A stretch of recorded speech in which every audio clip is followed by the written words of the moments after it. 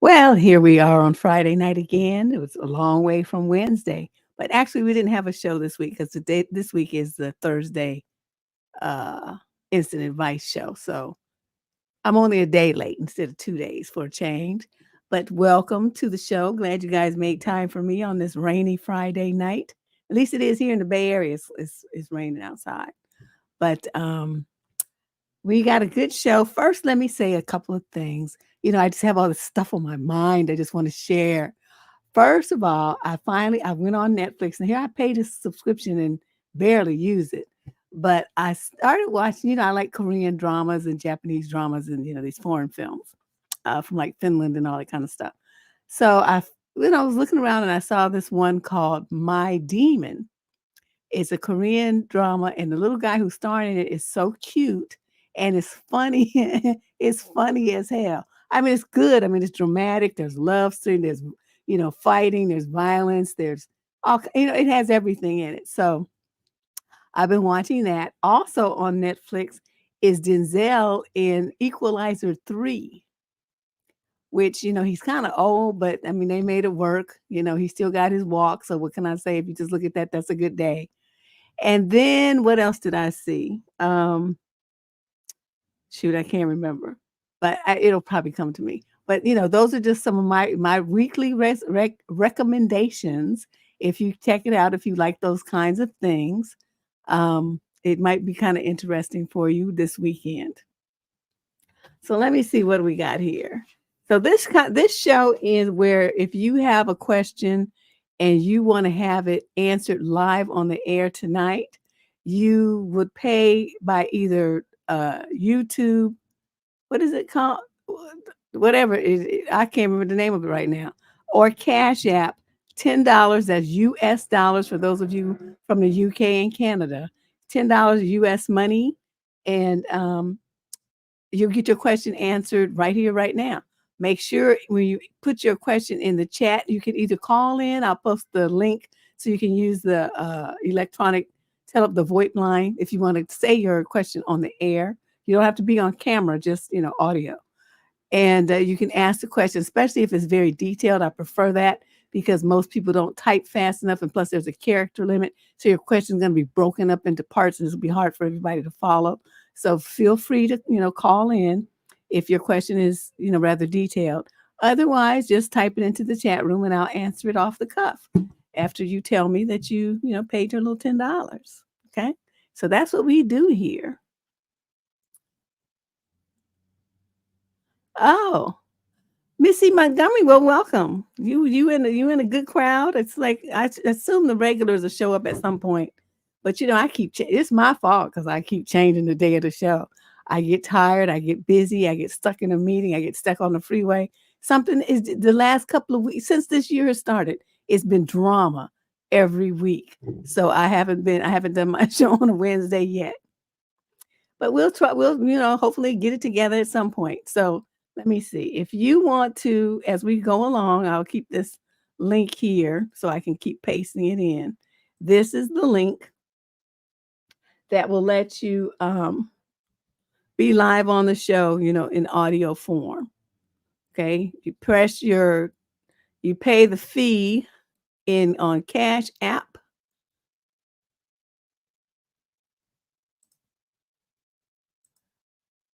Yeah. It's $ Debsterism is where you pay it, or Superchat here on YouTube. Those are the two ways that you can get your question answered tonight. I have my cell phone here somewhere. Oh, here it is. So if you send it in, I'll get a notification that someone has submitted their payment, so I know what's going on. All right, so let's get started because this is a combo show. We combine what was the weekly relationship advice that people have submitted their questions in advance with your questions as they start to come in. But I usually start with this because people kind of slow to warm up. You saw it, Anna? Yeah, I was actually surprised when he came into that house. I was like, "Oh, get them, Denzel. Get them. They deserve to be got." Oh, I see, Missy. You just been listening. Oh, well, it's good to finally see you in the chat room. This is where all the action happens. All the tomfoolery. So let's get started. We got our usual 25 questions. Here's question number 1. It's a female in the 28 to 34 age group. She's from Santa Clara, California. The male in question is in the 35 to 42 age group. Summary of issue. An older coworker asked me what my favorite flower is. How do I let him down gently? He is, I guess, in his early 40s and I am 28. We're good friends at work. However, I'm not interested in him whatsoever romantically. Whew, his text got me worried. Are things going in the wrong direction? How do I prevent that without feeling awkward afterwards? Okay, first of all, let me put this as a warning to all you young girls who be like just too naive and too friendly and basically dumb. When you at work, nobody at your job except for your supervisor needs to have your personal cell phone number. Do you understand me? If you have to give out a number, you are going to do as I've recommended for 10 years. You're going to get yourself a Google, WhatsApp, whoever, some kind of VoIP phone line, and that's what you're going to give them. That's what's going to be on your work application. That's what's going to be on your emergency, when they ask what's your phone number and stuff. That's what you're going to put. That is the only number that they need to reach you on. You can set up your Google thing so that it rings to your phone. Okay, so they'll never have to have your real cell phone number. They will access you that way. Please stop being so free with access to yourselves and you're a single woman all by yourself. Don't do that. Be more proactive about protecting your safety and your privacy. Okay, so she obviously didn't do that. And so she gave this clown at her job, some old geezer, her personal cell phone number. Okay, so now this is the drama. So she's like, he asked her what's her favorite flower. How do you let him down gently? There's no gently for a situation like this. What you have to do, and I tell you young girls this every fucking week, you cannot be going to these jobs, you fresh out of college, acting all brand new, you want to be friendly with everybody. These men have an agenda. Okay, and you like fresh meat. They know you young and they know you dumb and you don't know nothing. So you just like, oh, he's being friendly. And you end up in a situation like this when he's trying to redirect things into a personal level with his old behind. So what you have to do is, when next time he said, you asked me, when you see him next time, you say, you asked me what was my favorite flower. Why did you do that? What you have to remember, anytime someone asks you a question that's overly personal or intrusive, you have every right to ask them, why do you need to know that? That is my go-to response to everything, male, female, dog, cat. I don't care who you are. If I don't think you need to know, I'm going to ask you why you think you need to know that. And that usually, people they do this, while they try to think of an answer that makes sense. And then they realize there isn't one. And so then they say, well, I just wanted to know. And I say, oh, and then that's the end of the conversation. I never answer their question and I don't turn it down either. I just say, oh, every single freaking time. That's my answer. It always shuts it down. I've been using that since I was like your age. Well, actually younger, like 21. So, don't feel like you owe him anything. It's not your responsibility to protect his feelings. He's going overboard. He stepped over the line. So you say that right now. If he comes back, since he's an older guy, he's most likely gonna, try again. He's not gonna just stop at the first thing because he's after something. He wants something from you, which is some booty. So what you're going to say is if he comes back and says, "Oh, well, I just thought it'd be nice to get you some flowers," he's gonna try to change it into something flattering. I thought it'd be nice to get you some flowers, this and that. And you say, "No, thank you. I like to keep my personal and my professional life very separate. Please don't cross any boundaries. It'll make things between us extremely uncomfortable." Okay? And you put him on notice. Now, is that hard? It may be for you, but you better practice because it's going to be a line you're going to have to use many, many times as you start going through your career in life. You just start getting started. This is going to be what happens to you in the workplace for the next 20 years, unless you're married. And sometimes it even happens then. Hey, DP, these men don't have good sense. Okay, so listen to me. You young girls out there, you're getting out of school. It's going to be a whole fresh crop of you starting in May, going into the workforce full time from fresh out of college. Please listen to what I'm saying. Get your courage up. Don't worry about hurting people's feelings. Learn how to back them up off of you. I talk about this every single week. Every week, a question comes in from a young girl who doesn't know how to handle herself on the job. And I give various instructions so you can listen to any of the advice shows for the last couple of months. And there'll be at least one question about how to handle yourself in the workplace with men who are intrusive. You got to learn how to do that now, or you're going to be like roadkill. Question number 2. This is a male in the 22 to 27 age group. He's from Ohio. We're taking questions. Tonight is the advice show where you can call in or type your question into the chat room and get an answer to your question right here, right now for $10. Okay, just $10. But in the meantime, I have all these people who submitted their questions, so I'm going to be doing those first. Summer issue. My girlfriend said I'm unfair for planning to buy a house myself and not put her name on the deeds as a joint homeowner. Is she unassing some money? If she not, then you just tell her, sucks for you. But let's read what the drama is, okay? I have been with my partner for more than 3 years, and we've said in the next 5 years, it would be nice if we had enough for a deposit for a house. But last month, I won a pretty substantial amount of money in the lottery, which will allow me to pay a large down payment on the house and get a mortgage. I was talking about this with my partner and mentioned to her that since I would be the one making the down payment and deposit, that I would be the only one with my name on as a homeowner. I said I don't expect her to pay towards the mortgage. I'd only expect her to contribute towards utilities. She said I was being unfair since we were planning to buy a house together. I said that if she wants to wait until we both have the money, then that's fine. She said since I have the money now, it makes sense for us to get a house now. This would mean we're not paying rent anymore. I just repeated that if that happens, then I would be the sole homeowner. She said that I was being unfair since it would be both of us, but I just pointed out that I'm the one paying the deposit and down payment, so I'm going to be the one who owns the home. She just repeated that I was being unfair towards her and that we should both be on the deeds as homeowners. How would you handle this? I would tell her, well, as soon as you can match my money, then you can be a joint owner.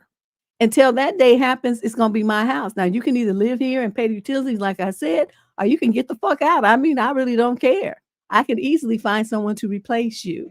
But you thinking that you're just going to coast in and own 50% of the house as a mere girlfriend? You ain't my wife. You're getting your position confused, chick. We're not married. So there's no community property here, and you ain't getting your name on my house. Now, like I said, if that bothers you, then pack your stuff and get out. That's what I would say to her if I were you. Now, you being you is probably not going to say that, but I'm telling you, her pressing like this is number one, it's disrespectful. And number two, it's unrealistic. I mean, why would you give her half the equity in a home that you paid everything for? And you need to ask her that, why she would expect that. And remind her, you got to remember, we're not married. Okay. We're just shacking up. We're mere boyfriend, girlfriend. You can pick your stuff up and walk out the door any day, and so can I. We're not tied to each other. Please explain to me why you think I should invest, I don't know, say 50, well, 20, I don't know how much homes cost in Ohio, but let's just say $30,000. Why should I invest $30,000 of my money in you? Why should I do that? That's far too risky for me. So until you can come up with a matching amount, then it's going to be my house. And that's just the way it is. And like I said, your option is to either live there with me and pay utilities or not live there with me and just go on about your business. So pick one. That'll shut that shit down. She'll be mad, but you know what? She'll get over it. I say the same, and don't think that I'm being mean to her because I say the same thing to guys that try this kind of approach. Somebody's not coming up with some money, then for them to expect to be an equal partner in any kind of financial dealings is unrealistic. And those people who make that mistake are idiots and they pay for it for the rest of their lives, or at least, till they get their credit straightened again when everything goes belly up. Don't be a fool, okay? Don't be a fool.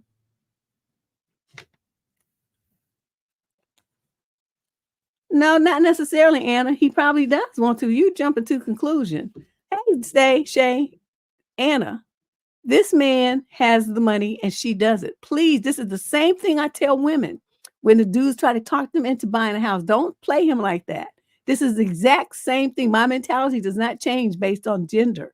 If you are not an equal financial contributor to the purchase of a property, then you don't get to have your name on the deed. You don't get to do that because that means if you two split up, that person has 50% of the equity in the home, although they contributed not a dime. Only an idiot would do that. And that does not mean that he doesn't want to marry her. It means that he wants to protect his money that he just invested in a home. That's what that means. So, this is the same advice. You guys have been listening to me talk about this for 20 years.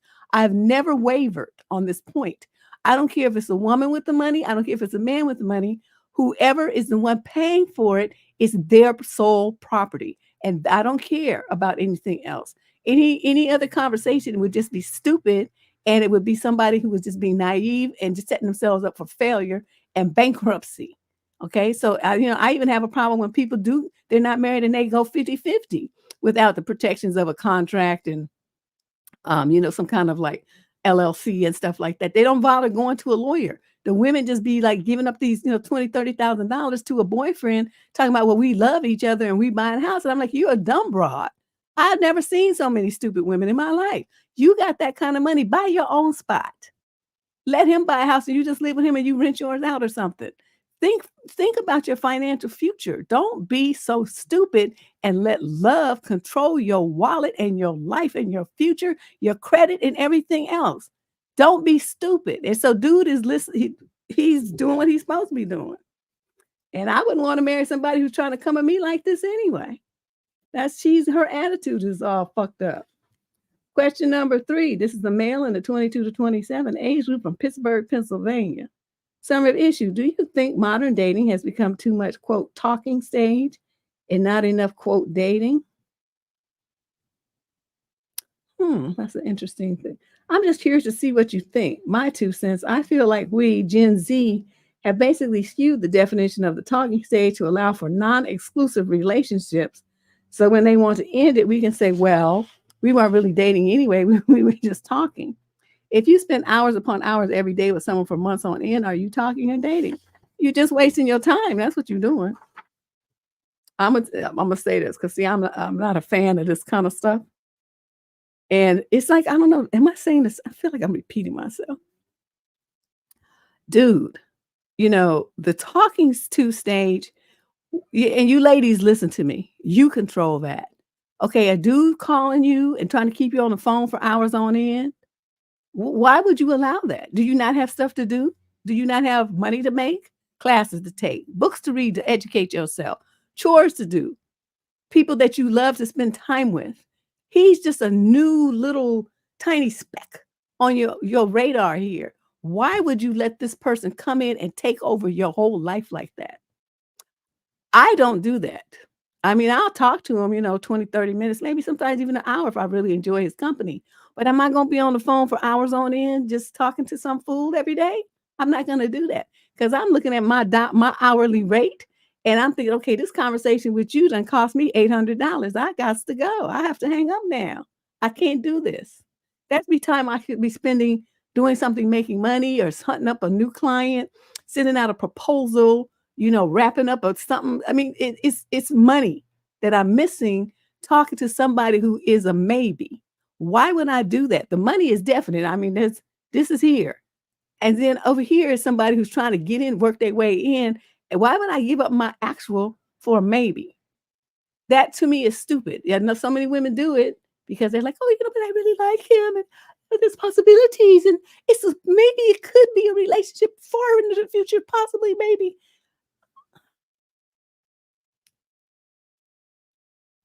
So that talking to stage, if he ain't talking about nothing, why would you stay around with him for months and months and months?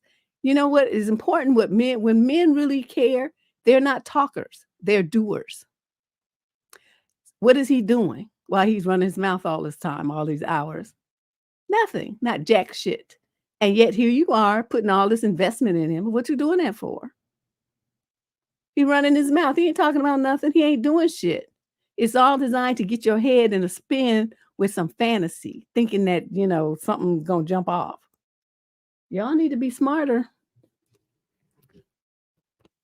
Ooh, Lord have mercy. Hey, Maya. I see you. I see you. Yeah, DP. It's an epidemic. You're right. Well, Dusties always do that because they can do that. They can talk to like a dozen women, at the same time and get benefits, usually physical, money, dinners cooked for them, lunches brought to them at work. I don't know, whatever Dusty's be up to, they try to come up on, even if it's a little bit of thing, like a ride to work on your gas and time. No matter what it is, they're going to figure out some kind of way to benefit from you, or they give you nothing but some lip service.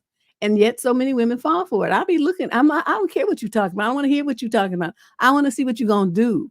What are you doing for me? And if they ain't doing nothing, well, then we don't have it. Don't be trying to use up my minutes, even though, we don't have it anymore. Every plan is unlimited.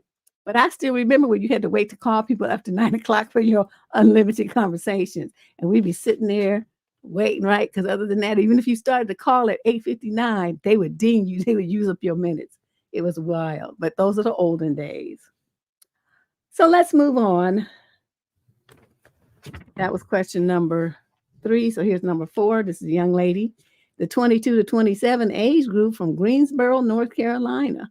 Summary of issue: how do I answer the quote, "I'm not looking for anything serious right now," end quote text? Well, that's easy. But let's see how you're dealing with it. Yes, girl, that's begging. They just be begging. I'm not trying to be bothered. Anyway, this show is the instant advice show. If you have a question that you need an answer to, like some drama get ready going on in your life this weekend, this is a perfect opportunity. If you want to call it in, there's a link that you pay the $10 either through YouTube. What's this thing called? Or whatever it is. And then or on my Cash App, Debsterism is the tag. My trusty cell phone is here. I will get a notification that you have paid, and then I will wait for your question. Okay, so that's what this show is tonight. And in the meantime, I'm doing these questions that people have previously submitted. Okay, so how do I look? Okay, I'm 25. I recently met a 26-year-old guy at a mutual friend's holiday party.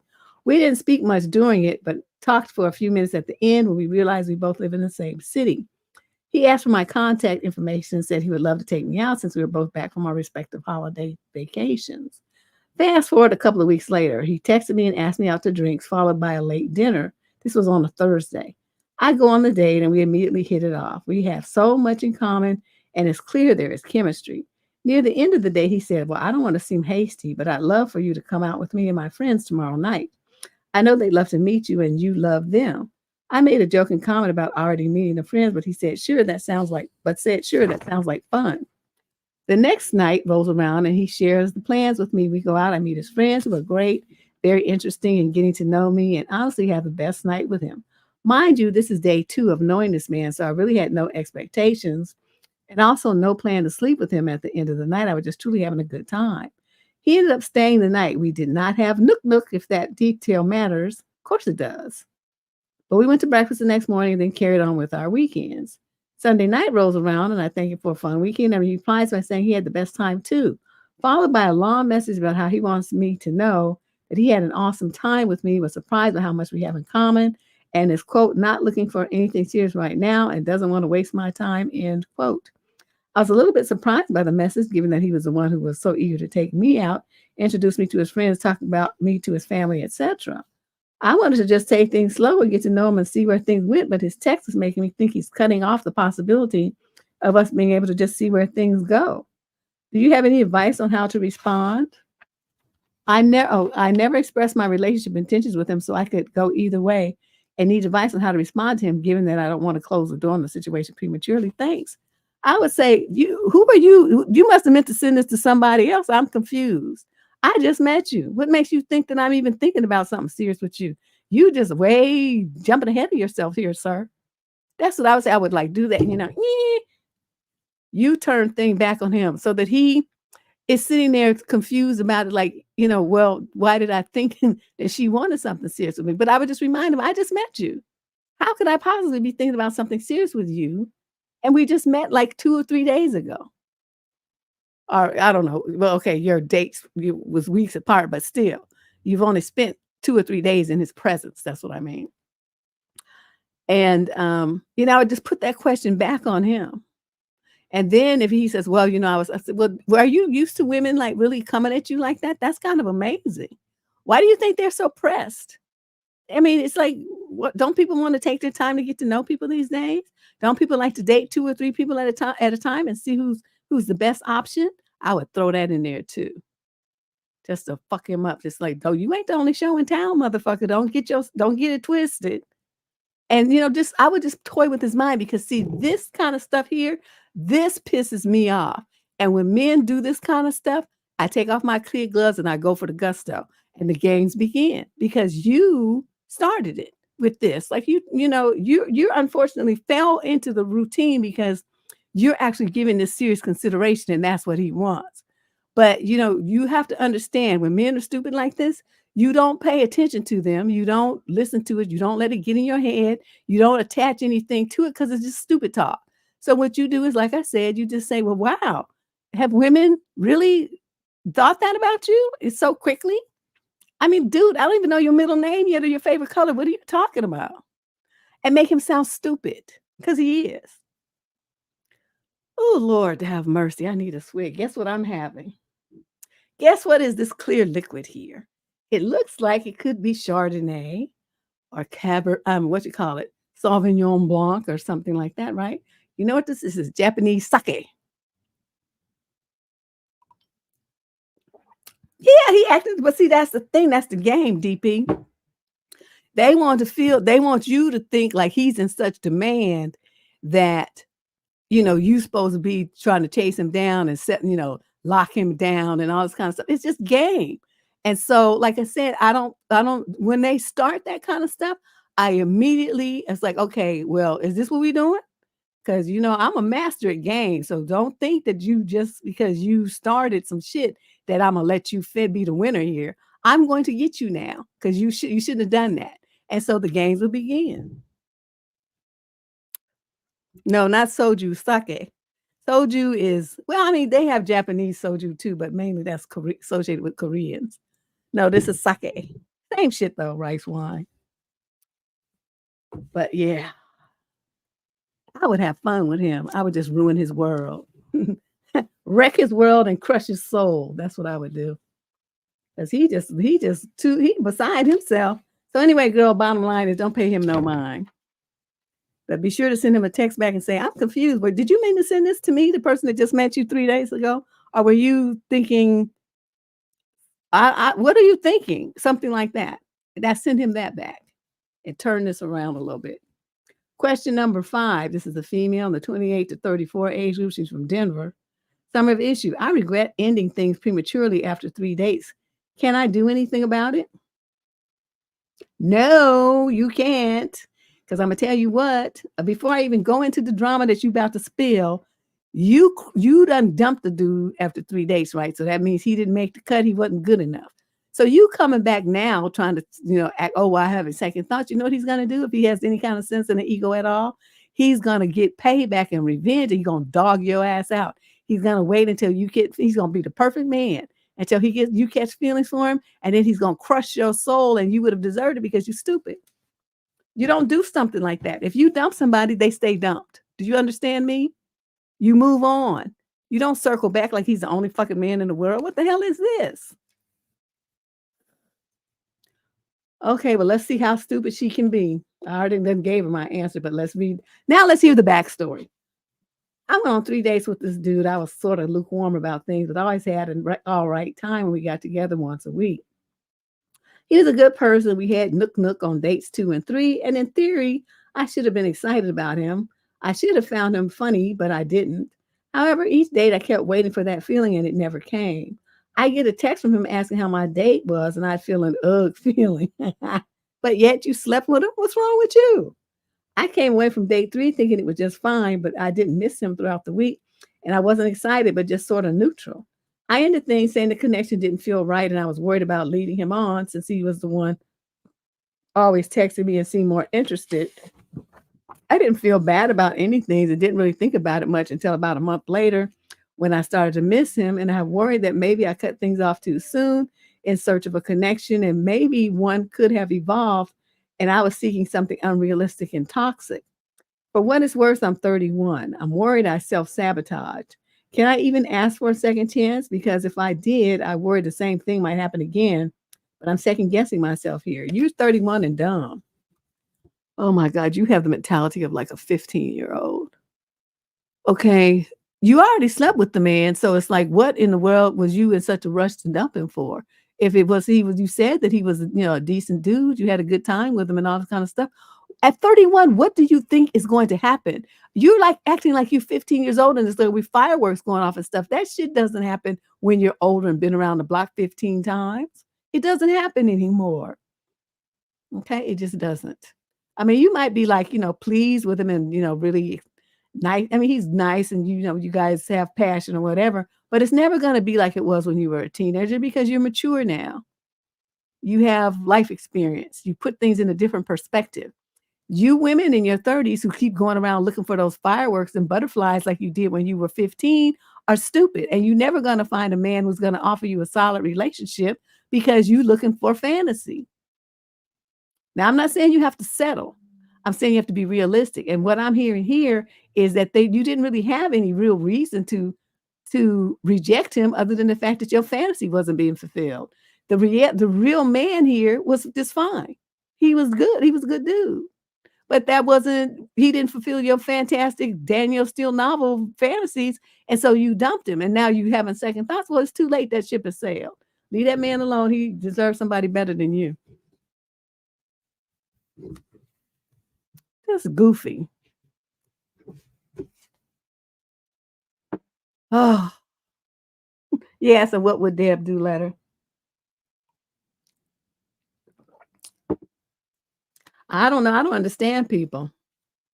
What they be looking for. That kind of love, that seriously really comes like once in a lifetime. Maybe if you're real lucky, twice. But it's not the kind of thing that you should go through life expecting once you hit about 30 years old. If it happens, that's fantastic. Trust me. But if it doesn't, and the man brings you peace, you guys can laugh together. You work well together. You communicate well together. The nook is good. There's no fuss and fighting. There's respect and stuff like that. Those things work long term versus the fire of all that, passion stuff that you experience when you're young and it's your first love. So many women keep chasing that feeling, and then they just go through life, one crash and burn relationship after another, looking for a fantasy. It's never going to happen. Stop it. Grow the fuck up. Okay. Look for the man who provides different things from that kind of stuff that you were looking for at 14 to 15 years old. You have to mature along with the men that you choose. Okay. Look for a partner. Don't look for somebody who's going to make you butterflies in your stomach like you're a kid. But like I said, if you do get it, yeah, I got beef with that broad. Her and Walt Disney done fucked up all kind of women. between the two of them, it's a bunch of idiots running around here. You know I'm having a problem. Question number 6. This is a male in the 22 to 27 age. Nobody got a question yet? Did I miss one? If I miss one, y'all, raise the flag. Yes. Stay up there putting up. That's what I'm talking about. She reminding people this is and y'all don't be waiting till the last minute till I'm ready to go. I'm on question 24 now, and then 19 people want to send in the question. No, you better send it in now. I don't want to be here all night long answering your questions at the last minute.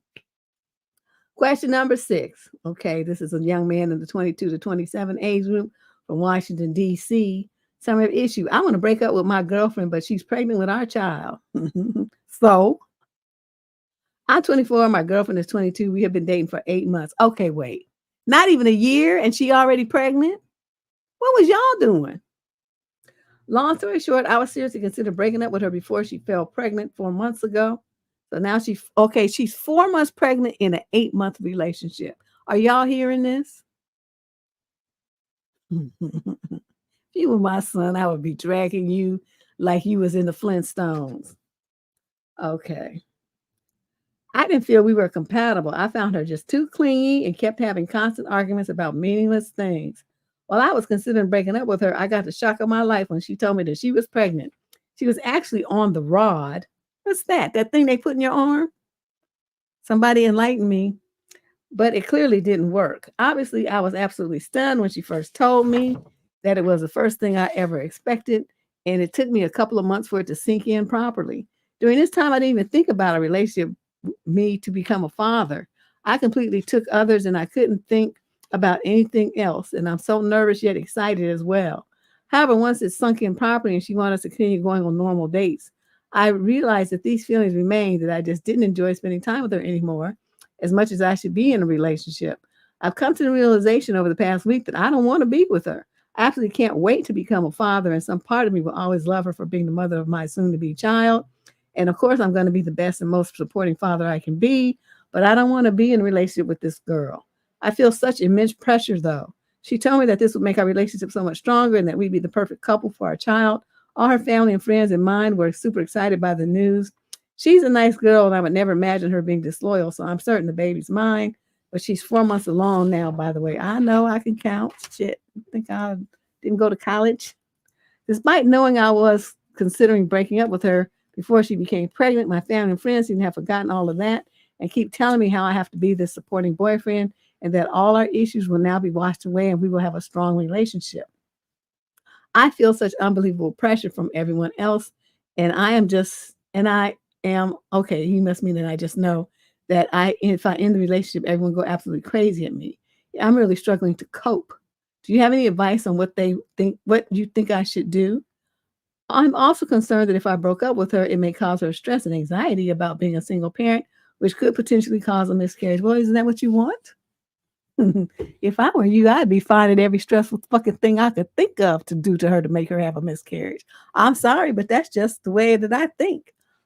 Yeah, he should have. Well, yeah. But see, that's the thing about, because the guys, the young boys, that's what I say. If it was my son, I'd be like, I don't give a fuck what kind of birth control she says she got buried in her body somewhere. You worry about you and what comes out of your body, and you don't worry about what she's talking about because she could be lying. Or like, he's claiming here that it failed. I don't think it failed. I think she was telling a tale. Anyway, don't those things have to be replaced so every so often? Don't they like wear out or something? They lose effectiveness or the hormones wear off or something? I don't know. It's like all that shit came after my time of needing those kinds of things, but I still wonder. But let me tell you what I would do if you were my son.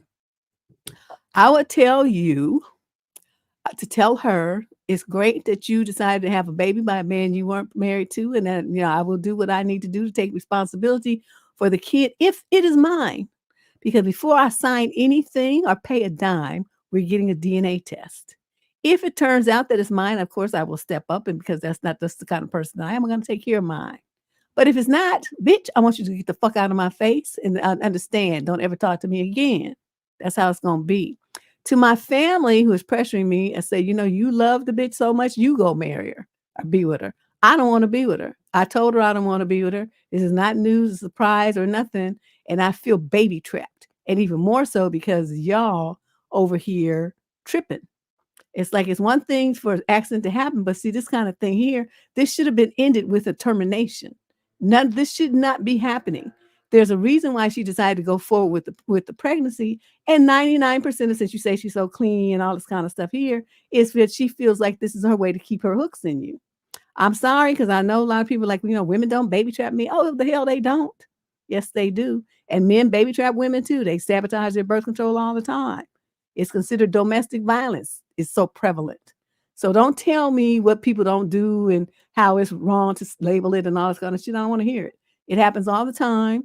And this is the end result. And just some innocent kid is caught in the middle between this drama. But I'm gonna tell you something, young dude. If you're gonna be a man, now is the time to get your spine straight. Look these people in the eye and tell them to fuck off. Tell them this is your life, and if they so pleased about it, that they can jump up and be with her then. But you're gonna, like I said, you're not gonna sign nothing, and you're not gonna admit to nothing until you get a DNA test and it is proven that it is your child. And tell them that, like, if you want to give her money or whatever, you do that. But I'm not doing shit until I get that DNA test, and stick to that. Now, like I said, if it comes back and it is your kid, then you step up like you're supposed to. Dealing with the child, which means get you an attorney, set up visitation, child support, the whole nine. Do everything legally and through the courts. A lot of people say, well, we don't want to do it that way. Please do it that way. It's for your protection as well as the child. Because when you got these women that's very emotional like that, they flip-flop. And but you not gonna see your child, and they want to use that as a way to control you. Get a court order so that you are immune from that. And if she does try to pull a stunt like that, the one who will be going to jail and be arrested is her for violating the court order. So listen to what I'm saying here. Don't let your parents and all these other people influence your thinking. Handle your business legally. Get yourself an attorney. And once the baby's born, get yourself an attorney, get the DNA test, set up child support, set up visitation, do everything that you need to do, and avoid her as much as possible. She can drop the kid off at your mother's. You can pick the kid up there. So you never even have to see her if you don't want to. Right? I'm just saying, if this was my kid, I would be like in his ear so hard. I would be in his ear so hard. Well, yeah, they should have used protection. But like I said, Anna, she claimed that she was on this thing, and so many young men are stupid and they don't have fathers to teach them the game, right? And the mothers are stupid, so nobody's telling them this stuff. It's nice that she says that she's using that, and she might really be, but there's always, for every kind of birth control, an opportunity for failure. And in that case, you can't rely on another person to protect your wallet for 18 years. That's your job. Okay, so I don't care what she says. You protect you protect your seed, you protect your future, and you protect your wallet. And it's nobody's responsibility to do that but yours. So get your shit together. Stop listening to what some broad says and wrap up. Okay, you wrap up. What's Mo? What's happening? Okay, I got a question. My good friend and I were talking about things. We want to do better this year. And she said that she wants to be nicer. Then she recalled a time in 2011. Okay. Okay. I don't have enough fingers for that. When the first lady of our church told, there's more to this story. I'm waiting for the rest. I'm waiting for part 2. Child, these people, these young men, I swear, I always wanted to have a son, but maybe that's why I didn't, because I would have been too mean to him or something. I know one thing, I wouldn't have let him grow up and be a Dusty. I can tell you that.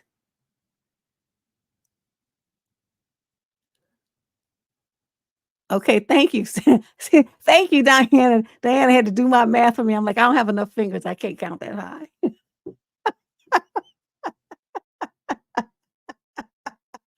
Ah. Once I round on the fingers, it's over. Okay, so she told the first lady of our church, Told her that I stopped attending because she, my good friend, was mean. I immediately said I never told the first lady that, and I stopped going because of you. When would did I? Okay. Oops. Sorry. When would did I say this and under what circumstances? Now, Deb, I've had my issues with church folk, but I ain't never run from nothing because of a person's attitude. So this bitch up there lying, huh? A church woman at that. Well, not like I'm surprised. I'm just being sarcastic here in case some people don't catch it and don't understand my sense of humor. I'm being sarcastic. This is not a real comment. Is there more, Mo?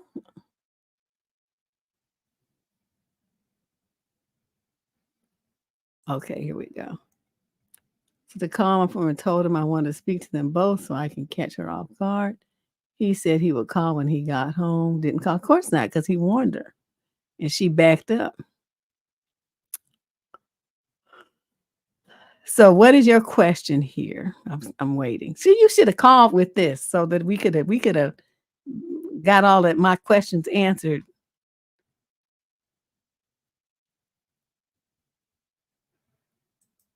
Didn't call till the next day.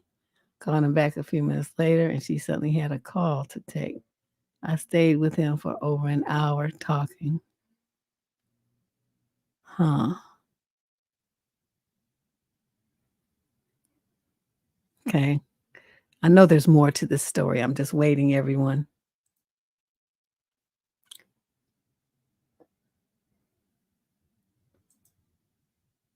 But she never got on the FaceTime, which told me all I needed to know. Yep. So what is your question, Miss Mo? Get it? What you want from me? Now you done laid the groundwork here. I know the whole story. What happened?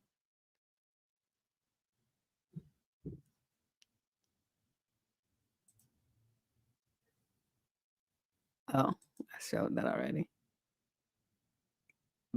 What would I have done? Oh, girl, you know me. I would have took my happy ass right to that church. And when they said, you want to testify, we got new members, you know how they want you to stand up? I would have raised my little paw and I would have said, I have a comment to make to First Lady such and such a who's a liar. You told my best friend here that I told you something that I never said. And I want to understand what was your motivation to lie like that to this woman? What did you get out of that? You're supposed to be the first lady setting an example for people. Instead, you just acting like a gutter hood rat, lying and trying to start a bunch of shit. So I'm trying to figure out, what is what did you do that for? Do you have an answer? That would be me. I'm just saying, that no, I wouldn't curse her out, not unless she gave me some messed up answer. They live in another state now? Oh, well, that ruins my whole game plan. But still, you have social media. I'm sure if they in any kind of situation with a church or something like that, they have a website, right? Because then people who's pastors, they don't never stop pastoring because that's their game. So you just go whatever their website is or whatever, they have like church. A lot of these churches do streaming and all kind of stuff. So you can make comments, on the church wall during the service and stuff like that. I would still get her. I wouldn't care how I got her. I would get her. It would be my mission in life to make sure everybody knew that she was a liar and a shit disturber. But yeah, that's how okay, if they were still in the same city, that's how I would handle it. But if she thinks she out your reach now because she in another state, you don't understand. You can get people who's on the other side of the planet. So being in another state, they ain't nothing. We going over there for a long weekend, and I'm gonna show up at your church on Sunday. Bid you please, and I just want to say, when sister such and such and her husband was such and such was in such and such a city, this is what went down, and I just don't understand. I don't care about the husband because see, my thing is you guilty by association. You didn't check the bitch. You didn't say nothing to shut it down. You know me. You know that would never went down that way. So you just aligning with somebody just because you married to them, like they can't be wrong because they're your wife. I can't tell you how many times I cussed out my husband when I knew he did some crazy shit that I didn't like, and that was just it was foul. I mean, he never did it to me because he knew better. But when he would do stuff that I didn't like, just felt was like inappropriate or whatever. I told him about himself, and I didn't care that we were married, and I don't care that you think I'm not on your side, because on this issue I'm not. You know, there's right and there's wrong, and there's just certain things that you just not gonna do, and I don't care about all of that. I'm just gonna check you.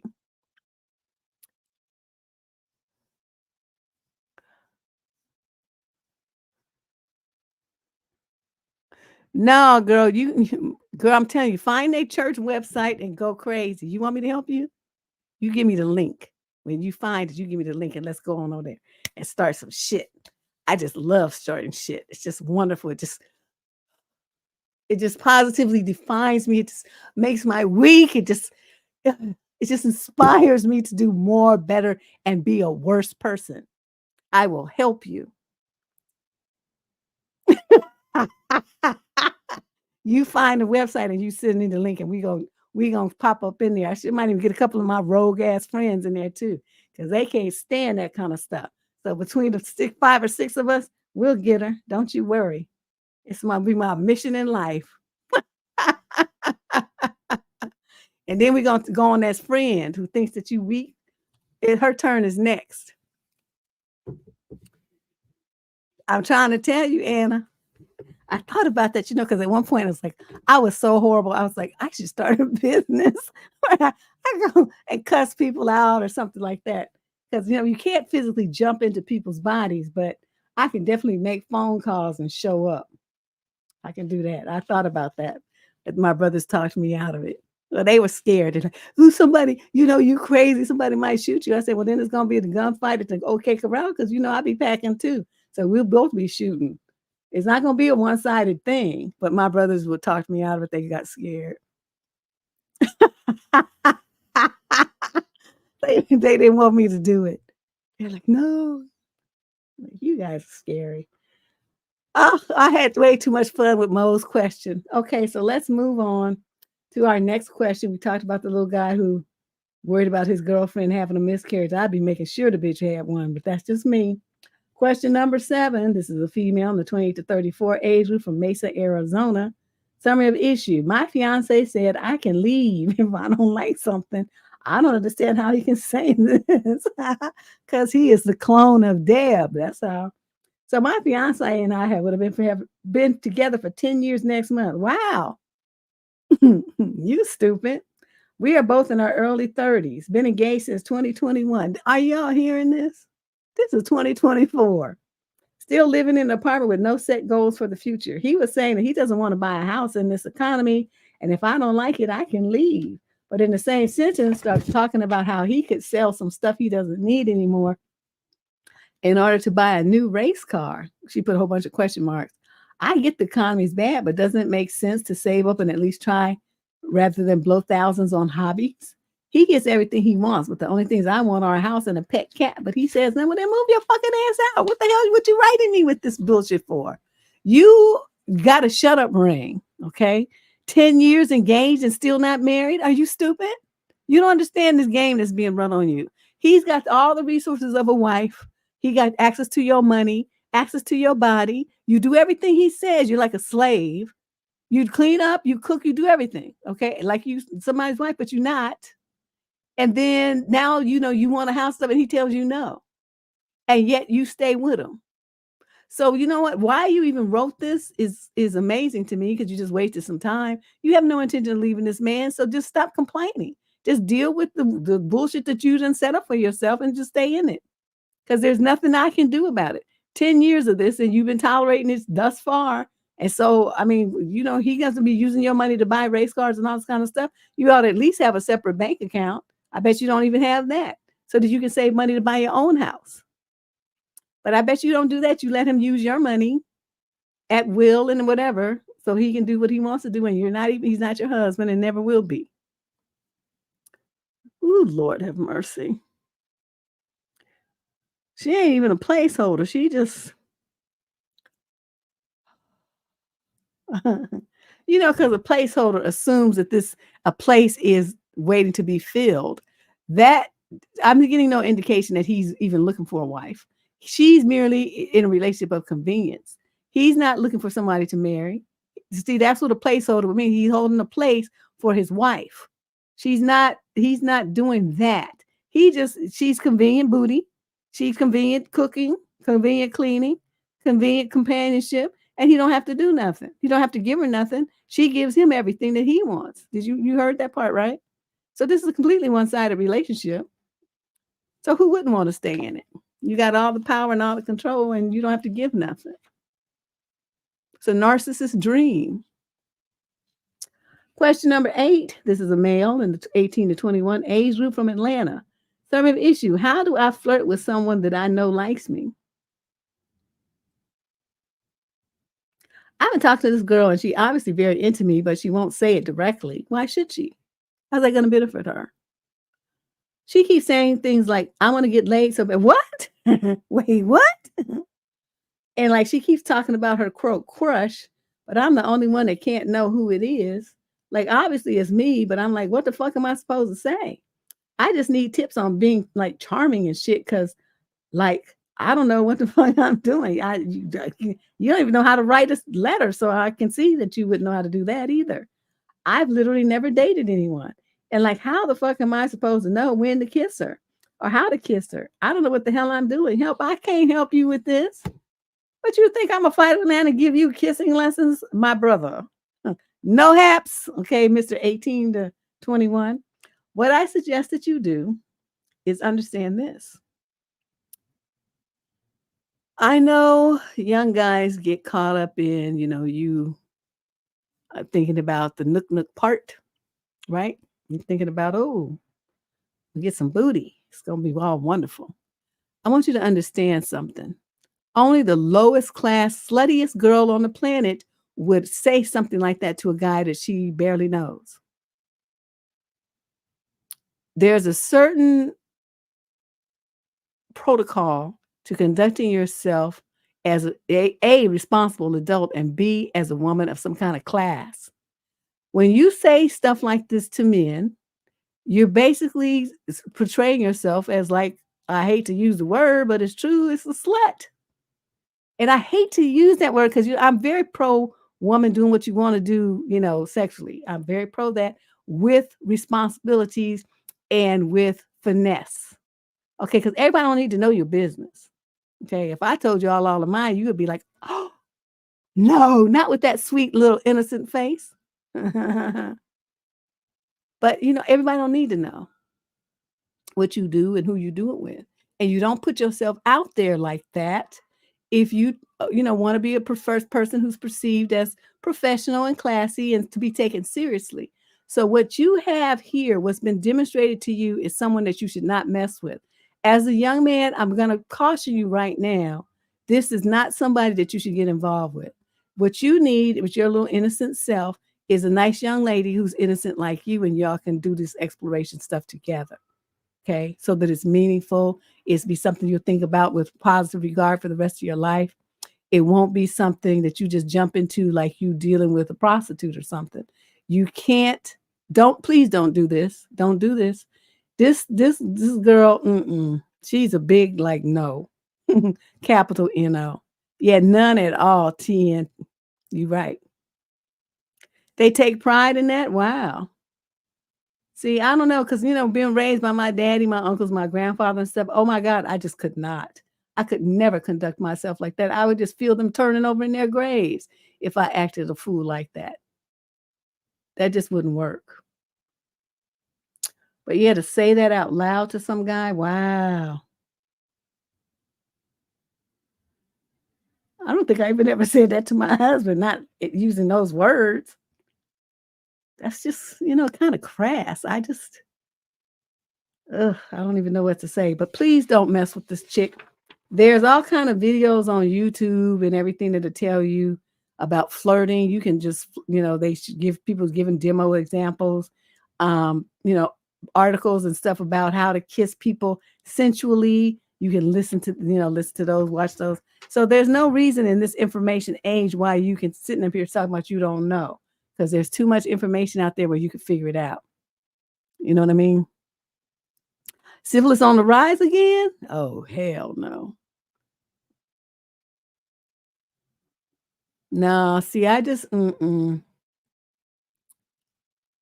Z be like that? That's terrible. That's not the move, young ladies. That's not the move. That's not the move to make. I keep trying to tell them, men have stayed the same since year 2. They ain't changed in how they view women and female sexuality. I'm not saying that it's good the way they do, but I'm just telling you, deal with what is and do your dirt on the DL. Don't be on Front Street. No parenting. Man, I parented the hell out of my daughter. I don't know, poor thing. She probably, but what generation is she? I think that's Gen X. I'm not really sure. I don't remember what year. What the breaks are, but whatever. But I know she wouldn't be acting like that because she knows I'll put my foot up her ass. Be acting stupid. Don't be embarrassing me out here. Question number 7. This is a male in the 22 to 27 age group from Seattle. Summary of issue. I broke up with my fiance after she asked for an open marriage. Wait, what? How do I get her and our families to leave me alone? You pack your shit and move to some other country. That's what you do. I've been with my fiance for 5 years. We are both 27 now. We had many things in common. I really loved her. I proposed to her 10 months ago. She accepted. Our families were excited for us. They've been a real help with the planning and the financial input. I'm not much of a planner, but even I got caught up with the preparations. But then the conversation took place that made me break up with her, and it caused an uproar in both our families and amongst our mutual friends. We were having dinner, and I asked if her uncle had gotten back to her about officiating our wedding. She just looked at me with this weird look on her face. And then she asked, what did I think about open marriage? Deb, I was surprised. Call me old school on this mindset, but I believe that when you're going to marry somebody, you commit to that person for life. If there's nobody else in that marriage but you and that person. I told her exactly this, and she said that we were still young and that she loves me and wants to marry me eventually and have children, but she just hadn't had much experience before our relationship. I asked her what was wrong with that, but she spoke right over me and said that she just wondered if I would consider an open marriage. I said no. I just told you how I felt about it and got up to leave, and she said, you haven't even given it a chance. Ooh. You might change your mind. I just looked at her and told her everything I felt for her just died in that very moment. I told her if that's what she wants, and she's more than welcome to go get that with somebody else because me and her were over. My man, let me give you some depth on that. I love it. I love a dude with some balls. Good for you. She tried to backtrack and say it was just a suggestion and she didn't actually mean it, but I didn't want to hear it. I went into our spare room and locked the door. She tried opening the door and crying and saying that she was sorry. And she didn't mean it. I just cried. She eventually stopped knocking. I eventually fell asleep. The next morning, I went to work and told a friend what happened and asked if I could stay with him, and he agreed. So that same day, I moved out. She was at work when I moved out, and she eventually came home and found my stuff gone, and she blew up my phone. I answered the call finally, and she was crying and saying, what was I doing? I told her that last night I was serious. We were done. Her responses went from pleading to anger when I didn't react. I just hung up on her and blocked her number. It's been a week and she hasn't given up trying to contact me and change my mind. And even our families got involved. They're saying that she hadn't cheated on me and it was normal for couples to explore different options in their relationship. Wow. And I took it the wrong way. I told them to leave me alone, but they keep coming at me. I don't know what to do. Can you help me with the script? Maybe, but this is kind of heavy, my brother. First of all, I would block everybody, block all their numbers, get a new phone number. How about you do that? Just get a new phone number altogether and, don't worry about blocking people. Just get a new number. Okay. That's the easiest solution right there. Okay. Then second thing, as far as those families and all them people go, do you have their email addresses? Send them all an email and say, fuck you all. She's a hoe. She want to go fuck around before she gets married. I'm not about that life. I don't want to marry her. I don't want to have to be in a situation where I'm worried about my wife cheating. And if the baby that she's carrying in her belly is mine. And if that's okay with you, then you marry her. Other than that, fuck out of my life. Leave me the fuck alone. I don't want to hear from any of you motherfuckers ever again till you get some sense. That's what you do. Okay. If you don't have their email addresses, you can do it by phone, because on your phone you can record a message and you have it's a file, right? It's a file, and then you send it like a group text to all of them, and then they can listen to it. So it's the same thing as getting an email, but it's just on their phone. So either way, you make one email, you make one voicemail, and you send it to all of them, cussing them all out at the same time and telling them that you're not trying to be with her whole ass. And if you say it like that, then they'll leave you alone because they'll be shocked and appalled, and they'll sit there with the Pikachu face like, oh my God, he called her hoe. It's like, well, somebody who wants to be married fucking around with somebody else, that's what you are. That's not my idea of marriage. That wouldn't be why I was getting married. So obviously me and her are not compatible. And like I said, if you want to be with her, then you marry her, but leave me out of it.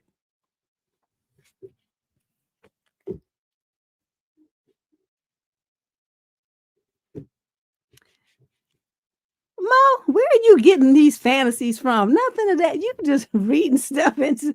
He got a job. She ain't no breadwinner. She just she want to hoe around, and that's fine. I mean, I don't have a problem with that. But that's the kind of stuff that you should do before you get married. I'm not having a problem with that at all. What I'm saying though is you don't be married and then do that. So she want to wait till she gets married to do that, and I'm calling foul on that. That's throwing the red flag. You how you feel about an open marriage? If your husband's not into it, then that ain't for him. Then you're not don't marry that man then. If that's what you want to do, that freak shit, then go get you a freak and marry him. Then y'all on the same page. But you got a man who doesn't want to do freak shit. He wants the traditional marriage. And then when you tell him you want to do some freak shit and he don't want to do it, then you want to get mad and get your flying monkeys to attack him and all this kind of stuff here. The girlfriend, the potential wife, is the narcissist here. There's nothing about her. Don't be defending her ass. She's the one trying to get what she wants and trying to exploit his feelings for her. So he did the right thing though. He didn't fall for the narc game. He's not playing that. He's not letting her control him, and I love it. Question number 8. Wait, did she misnumber these? I thought we said question number 8 before. Well, whatever. Female, 22 to 27, from Bradford, West Yorkshire in the UK. Summary of issue. I think my husband's best friend is in love and possibly obsessed with him, and it is interfering with our relationship. Oh.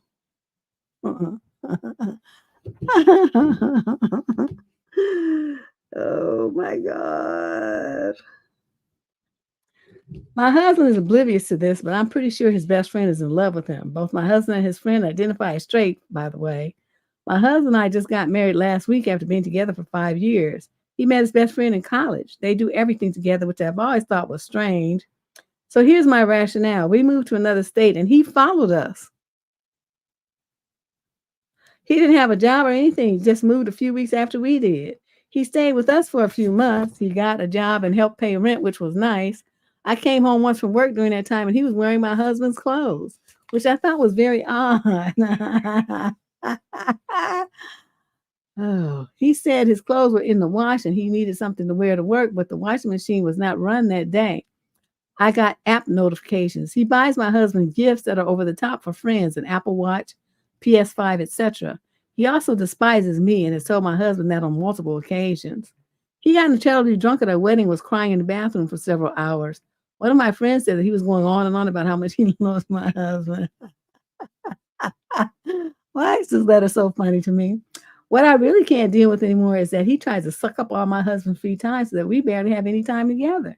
I had brought it up to my husband. He thinks I'm crazy, but did agree to spend less time with him. I'm not sure the actual extent of it, but it's definitely not a normal friendship. It would be amazing if he just moved away. What can I do to get him to stop interfering with our relationship? Get a divorce. Because what it is, basically, my dear, which you just don't seem to get, is that you're the third wheel in their relationship. You don't have a problem with the best friend. You have a husband problem. Your husband is okay with all of this. Your husband is okay with all of this, and, he's playing into it. Because if he didn't want to, when your friend asked him, he would give him those gifts back, say, oh, no, man, I can't accept this. All right, when the guy want to spend all his time with him, he say, man, I have to spend time with my wife. I can't spend all my time with you. But he's not putting up all those boundaries, right? He's doing it. So what does that mean? That means his friend's feelings are more important to him than yours. You just haven't accepted that yet. That's why you're writing this letter and complaining. For all I know, they're gay, like they say they're straight, but they're gay lovers and you the beard. That's why he dated you for 5 years. He's known this guy since then, and they, been fooling around since then. That's why they do everything together. That's not normal. Even brothers aren't that close, not as adults. So you have some thinking to do and understand the relationship that you want with your husband. It's not going to happen, chick. Your husband has a husband already, and it ain't you. I don't know what she's done because I would have just, as soon as that went down like that, I've been like, deuces, let's file for an annulment. What kind of grown man's going to follow another grown man and his wife to another state? You see what I mean? That alone is enough to get. And the husband, yeah, that's what I'm saying, honey. It's like she don't get it, though. She don't want to accept it, that her husband is gay. Yeah. I mean, it's fine that he's gay, but you shouldn't really involve a woman who's straight in your stuff. Just be gay then. Nobody cares. But this kind of game here where you hide and you're using some woman's affection and life to cover for yourself is cowardly and it's wrong. It's morally wrong. So, yeah, crying in the bathroom at the wedding. That's the funniest shit right there. I don't know. I had some guy, if it was some dude was like that over my husband, I'd be like, look, we gonna get a divorce so you can be with your true love. I can't be bothered with this shit right here. Boop, deuces. Yeah, but some women just want to be married so bad that that means more to them than anything. I want to be married to a man who just can't get enough of me. That's what I want. If I got to do this kind of stuff, I got to fight with your attention and over some other man. We're done here, sir. Okay, question number 9, female 18 to 21 from Vancouver, Canada. Summary of issue. My boyfriend yelled at me today in front of everybody, and my friends think it's a big deal. We were at a gathering today, and it was some of his friends and my friends and whatnot. He was on the phone with someone, and it seemed to be intense, but I needed help with something that I was doing. It was work related and probably not would have taken more than like 2 minutes. So I called his name a few times, and he yelled, "I can hear you. I'm not deaf." And the room fell silent, and people told him to calm down, which he did. After getting off the call, he called to a private room upstairs and apologized and hugged me. But my friends think that I need to confront it and not just sweep it under the rug. What do you think? He's never done this before. Should I do anything like my friends say? Nope, because you're going to get cussed out. Let me tell you why. You're a rude, little selfish fuck. This man, you said right here that he was on the phone and he was doing something and it seemed like it was intense. Okay, that means he was handling some business that was, important to him. You didn't give a fuck because all you could think about was like a 2-year-old. Well, what about me? What about me? This is what I need. And so you calling his name, bugging him in his conversation, like, being impatient and being rude.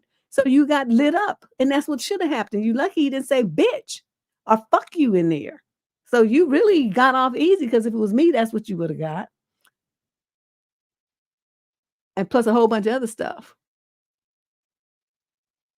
Because what you did was wrong. So you deserve that, like I said, and more. So no, you don't need to confront him, and your friends are wrong. Your friends think he's supposed to just be a doormat, and you're supposed to just talk to him any old kind of way and treat him any old kind of way, and he's supposed to take it. What you did was highly disrespectful. Grow the fuck up. But the world don't revolve around your ass. So, you had something, you could have waited till he got off the phone or asked somebody else that was there.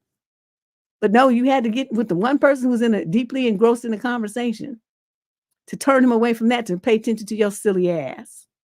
So no, you got what you deserve. You're not getting no sympathy from me.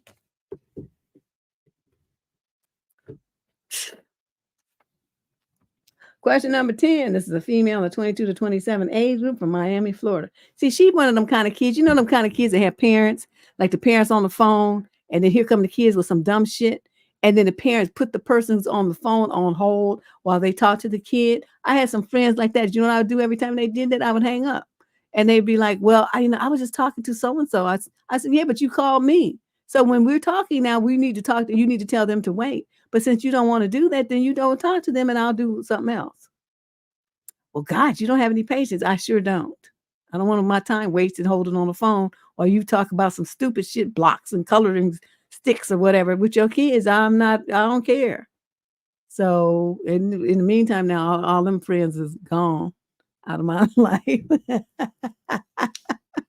It's always funny to me when I see you guys repeat what I say because I don't be thinking it just comes out. But oof. Yeah, don't if you have a friend and you have kids, train your children to wait until you are finished with your adult business. Phone calls, visitors, and stuff, they don't need to be around there. Listen to adults talk. They don't need to be in your mouth. They don't need to be in the vicinity hearing what you're talking about. They don't need to be listening to your phone conversations, and they definitely don't need to be interrupting you. Teach your children fucking manners. Okay, then otherwise they grow up and be entitled like this chick and start a bunch of shit with people who were raised properly. But so many parents don't want to tell their kids, wait, no, and stop. Those 3 words. They don't want to tell them that. So we have a whole generation, these Gen Z people who have never heard those words before. And so they get out into the real world where people tell them that all the time and they have a fucking meltdown because they never heard it before. They always used to getting what they want, the way they want it, as soon as they want it, which is unfucking realistic because nobody gives a shit. And then the world's not going to treat you like your mommy. Nobody cares about your fucking feelings either. They'd be like, oh, my feelings are, your feelings are like tears in my martini glass. I love to drink them. Okay, so I'm going to hurt your feelings so you get tougher and stop thinking that everybody's supposed to cater to your feelings. Nobody gives a shit about your feelings but your mother. Question number 10. This is a female in the 22 to 27 age group from Miami. Time of issue, dealing with a jealous boyfriend. I'm 24 and I model. He's known I modeled and I've been doing it for longer than I've known him. The other day I did a shoot in a thong and revealing top bikini. And for some reason he got irritated at me and said, all my friends' girlfriends aren't half naked in front of other people. I don't get the change of heart when before he didn't care what I modeled or anything. Your thoughts? Tell him that this is what you do. This is how you make your money. And unless he's going to come out of pocket and support you, then this is what you're going to continue doing. And he's going to like it, or he can get the fuck, do whatever the fuck he wants to do. But this is what you've chosen to do for yourself. And that's just the way that it is. Don't back down. Don't cater to his feelings. Don't indulge him whatsoever. Tell him you don't care what his friends do. And so that's why he chose you, because you're fine. So, you say you wanted all of this. You liked all of this, but now you want me to cover it up and worry about your fucking friends. I don't give a fuck about your friends. Your friends ain't paying my bills. This job is. You ain't even paying my bills. This job is. So all y'all could go and kiss my ass. That's what you could do. Now, if it were me, that's what he would get from me. Just looking with him, just like I'm looking right now. Because I just don't care. Is today Friday? Yeah, it is. So tomorrow's Saturdays. Yes, so I can sleep in. All of a sudden it hit me. It's like, oh, yeah. Unbelievable. These dudes. Question 11. This is a female in the 28 to 34 age group from Fort Wayne, Indiana. The male is 35 to 42. Some of the issue. I just caught my boyfriend going to a strip club while I'm away traveling with his mother. What should I do? And you 28 to 34 and you worried about some shit like that?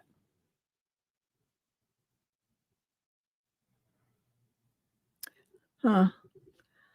2 minutes ago, I caught an Uber email from his account that he went to a strip club in a beach city he had to stay at because he missed the flight back home. The fucking dumbass forgot that I have his email open in my cell phone. I don't think he forgot. He just didn't give a shit. You're confused.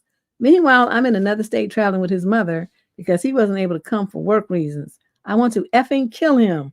I don't know how to feel. He lied to me and told me that he was at the hotel watching, quote, the game. Now I know what he means, though. What should I do? I feel betrayed, very betrayed. Why do you feel betrayed? Because he went to a strip club.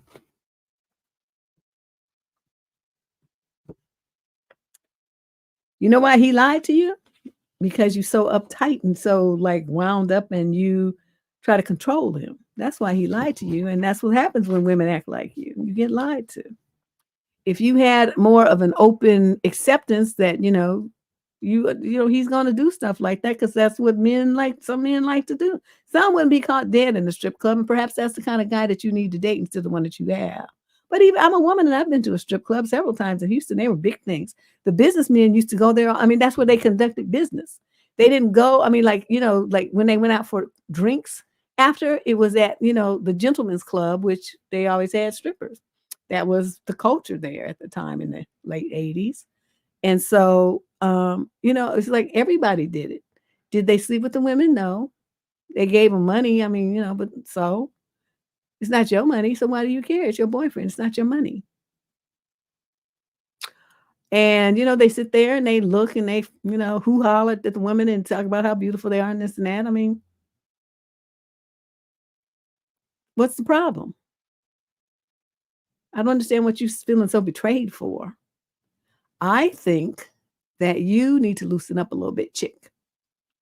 And understand that you can't put your man in a noose, a chokehold, a dog collar. And the more that you try to control him and limit what he does, the more you're going to get lied to and the more he's going to sneak around and do these things behind your back. Just like a parent that tries to be too strict to the kids. What do the kids do? They sneak out in the middle of the night, they smoke cigarettes, they cut class, they do all kind of stuff because the parents are too strict and the kids need to feel a sense of separation, independence. And that's what's going on with your dude. So you better watch this. You're going to lose them all together. Yeah, she just needs to get her boyfriend who don't go to strip clubs. But the ones that don't go to strip clubs are the ones that be on the popcorn sites. So either way, you know what I mean? What do you want from me? Shit. I don't know. I just have an open mind. I don't give a fuck what they do, to tell you the truth. Just don't be disrespecting me. That's the thing. That's my number one thing. If you tell me you're going to do something, do it. So you got to come through, be accountable and, do what you say you're going to do. And then don't disrespect me. And we good. I don't give a fuck what else you do. You go to strip clubs until your eyes fall out. Enjoy the view. What I just don't. I can't worry about stuff like that. There's too much important things to worry about in life, mainly about myself. I can't worry about what men do. I just can't do it. Question number 12. This is a female in the 22 to 27 age group. It says no location provided. Summary of issue. Majored in something useless and I need to leave this town. What you do that for? I'm a college student finishing up my final year in May. My bachelor's will be in interdisciplinary studies focused on business, fine arts, and natural science. In other words, I have no specialization whatsoever. It seems as if the job market is generally looking for very specific requirements, and me, with such a general degree, isn't going to fulfill even entry-level job requirements. Ideally, I can just get a job at Target or Walmart or something to buy me some extra time and pay off my rent. But I live in a college town where every job opening is filled by college students. I applied for a job at Food Lion. Is that sound like it's probably a grocery store? With 7 years of grocery experience and was still denied. So I'm thinking I need to leave this town and find somewhere that's oversaturated. That feels kind of ridiculous, though, to just move to a random town. Is that the best idea here? What should I do? Well, you basically college graduate. I mean, put out your resume far and wide. Just all over the country and see see who bites. You can do the interview on Zoom or whatever, some platform like that is usually the initial interview. And then if they want to see you in person, they'll fly you in. You can check out the town, spend the night there, look around and see what's going on, see how much the rents are, what areas, ask people about which areas are nice and stuff like that, and then move. There's nothing wrong with that. You're young. This is the time for you to do that kind of exploration and experimentation and take those kind of risks. This is the time when you should do that. Even if you end up in a foreign country, oh, that's great too. With the major that you have, fine arts, natural sciences and stuff like that. I mean, have you looked into like museums and that kind of thing, working in those kind of venues? Art galleries? Something to think about. They're always looking for people that are good. So, there's opportunities here, but you have to avail yourself of them and stop putting this failure mentality into your head. Like just because you didn't major in tech or something that you can't get work, that's not true.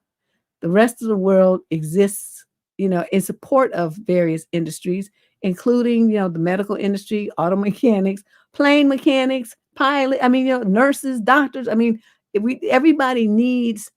There has to be a support system in place for society, and every little cog of the wheel: plumbers, electricians, the restaurateurs, chefs. I mean, everybody works together to support society as it exists. There's a place for you. Stop thinking that there isn't. Okay, this is a defeatist mentality. We don't do that here.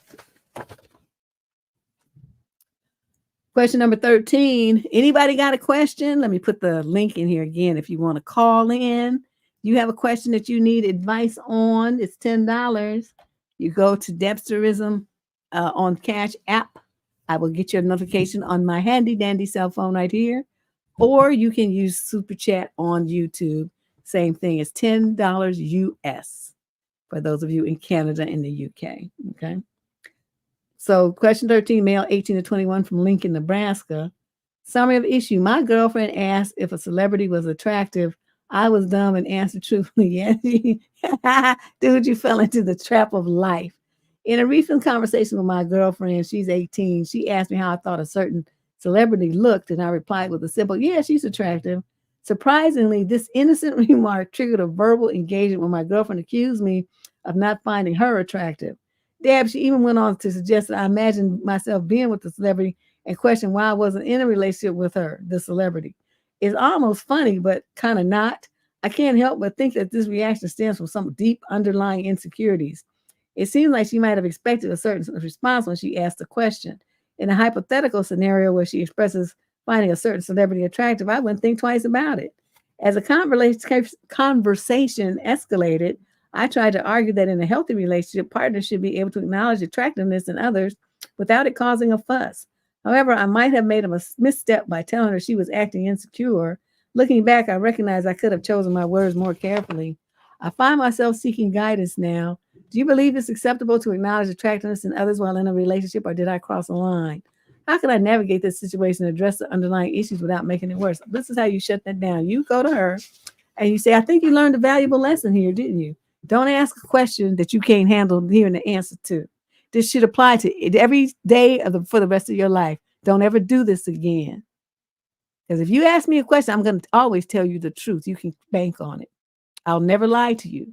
But if you can't handle the truth, then don't ask the question. And just put it right back on her and then walk out the door. Don't be a weenie. Don't be catering to her miscellaneous stray feelings. See, I don't know. I couldn't be a man because someone would probably stab my ass. As soon as she got started with that shit, I said, I would have told her that. It's okay. So you're going to be asking me some dumbass questions and then you're going to get mad because you don't like the answer. This is your fault. You shouldn't have asked the question if you couldn't handle hearing the answer. So whatever happens now, you just deal with your feelings. I'm out. Boop. Went and got in my car and drove the fuck off. Yeah, she wanted him to lie to her, but that's why he has emphasized that he would never lie to her. And if for a woman to hear that I will never lie to you is deeper, more important and more stabilizing for the relationship than false flattery, comparing yourself to some celebrity. That's why they're celebrities, because they're top of the pecking order. Did you ever think of that? Very few people are going to match the attractiveness of a celebrity, except maybe like Sammy Davis Jr. or somebody like that. He was not cute at all. Woody Allen, I don't know what happened. Those kind of people. They were celebrities, but yeesh, hideous, hideous looking folks. But I mean, they were also men. But then some of the women, I don't know. I never thought Bette Midler was very cute, but she was a celebrity too. But she was a singer too and actress. I don't know. But anyway, in general, okay, 90% of celebrities are extremely attractive, and that's why they're celebrities. Okay. The others have talent. And so that's why they're celebrities. But I'm like them little boys in BTS. I was looking at some videos of them dancing, and there's a new one where Jungkook is dancing with Usher. I'm like, look at him. He is getting it. He's getting it. He can dance American style as well as the Korean style, where they be posing and doing their little jerky movements and stuff. I'm like, that's, no, I don't like that movie. But yeah, he dances American style. So he be working. I'm like, oh shit, look at him move. Yeah, you got to see that. It's on there. You could probably search it up on YouTube where he's dancing with Usher, and it's cute because you can see the difference. Okay, how's Usher? Usher, what, like about 40 now? He's still got moves and everything, nice body and stuff. He's very trim and all of that. But his moves, he wasn't jumping as much as the little BTS dude. But they were doing the same moves, But Usher's were just smoother and gentler because he old now. He, it's just interesting. I enjoyed watching. I watched it a couple times. So I go off on these tangents on this show. I don't know what's wrong with me. My mind starts wandering. Okay, question number 14. Female, 22 to 27, from Lexington, Kentucky. The male, same age. Some issue. My ex-best friend has just tried to ruin my life by getting revenge. Oh, interesting. Halfway through last year, I had a falling out with my best friend of 13 years. He lived in another state and would come visit me occasionally, but this time was kind of a final straw. He was super disrespectful and a lot of other things. Long story short, the moment he was back home, I just never texted him again, and he did the same, and that was that. I decided not to, as I had brought up all these things with him multiple times in the past, and he just never took in what I had to say. It got really exhausting. We had mutual friends and acquaintances from my state, all of which he had met through me, who were all mostly pissed off and noticed his behavior and also decided to cut him off. We haven't spoken since, but here's the thing. My mom and dad are kind of like business partners. My dad, growing up mentally abusive, and my ex-bestie knew this, made sure to tell his parents that they never should tell my dad stuff I was doing, as he is very religious and I could get into a lot of trouble. Nothing crazy. I'm a good kid, just the way I dress, being LGBT, all them letters, and places I go, and also the fact that I have a boyfriend. We had agreed that no matter what, he'd never air out that to my dad, as it would put me at risk. His family also agreed that they thought my dad was crazy and treated me like family. But over Christmas and New Year's, my dad visited them. I was nervous, but thought that they knew my situation. Nothing would be said. That was 2 weeks ago. Turns out they had gathered screenshots of my Instagram to show my dad photos of my boyfriend. And I'm extremely hurt. It was hard enough letting go of that friendship, but now I look back on with fondness. I was grateful for the experiences and memories we shared. My dad has not confronted me yet, as I'm not currently living with him, but I will need to go back home. I think that means tomorrow. I'm really confused as to why they would do this. I found out through my cousin this information. Apparently, his family tried to show him pictures, and my dad did not want to see them because he was too upset. I'm not sure if it's their idea of revenge against me, and I don't know if my ex-friend had anything to do with this. I just feel so stupid for even trusting him and starting to build resentment. Like, this is a terrible thing to do to someone. Okay, hold on a second. Okay, 22 to 27. Okay. I always treated him with respect and dignity. We were really close. I kind of want to get my own revenge, but I know that will do me no good. I should not stoop to his level. I'm going to tell you what you tell your daddy. I'm a grown woman. I'm not a little kid, and I don't need your approval for what I do in my life anymore. You don't control me. And at some point, as a grown woman, I would want to find a husband and get married. How am I supposed to do that if I never date? And just sit at home in the house in the dark, twiddling my thumbs. How am I supposed to be living my life and find a life partner and move forward and build my own family if I never date? Ask him that and see what he says, because that's the approach I would take. So that might be why he hasn't confronted you, because he's realized that. But have this answer ready, like listen to this part of the tape and commit it to memory, so that if he says anything, I want you to start spitting that line and shut him down. Yeah, they need to mind their business. I'm like, my parents didn't say shit to me after I was 16, because they were like, we throw up our hands. She crazy. Just let her do what she want to do. I mean, I wasn't like her. I wasn't a bad kid or anything, but I just, some things I just didn't want to do. Just don't want to do it. If I don't want to do it, then I'm not going to. Like I said, there's always repercussions for that, though. Like you on a job or whatever, you tell them you don't want to do it, they'd be like, well, we're going to write you up or we're going to fire you. Many more jobs where you came from, probably better anyway. So, and that's always been my attitude. I don't give a shit. To be like, we're going to fire you. Good, do it. And my final check better not bounce. That's it. That's what I told one guy. I was 19 years old and he fired me because I wouldn't water his fucking plant. I wasn't hired to be a gardener. All the sass in the world. I wasn't hired to be a gardener. I don't do the plants. Even right now, my house, I think I have one, and it would barely be hanging on, poor thing. I look at it looking all keeled over, and I will occasionally give it some water, and it perks back up. But, you really, to be in my house, you need to get up and get your own water if you want to survive.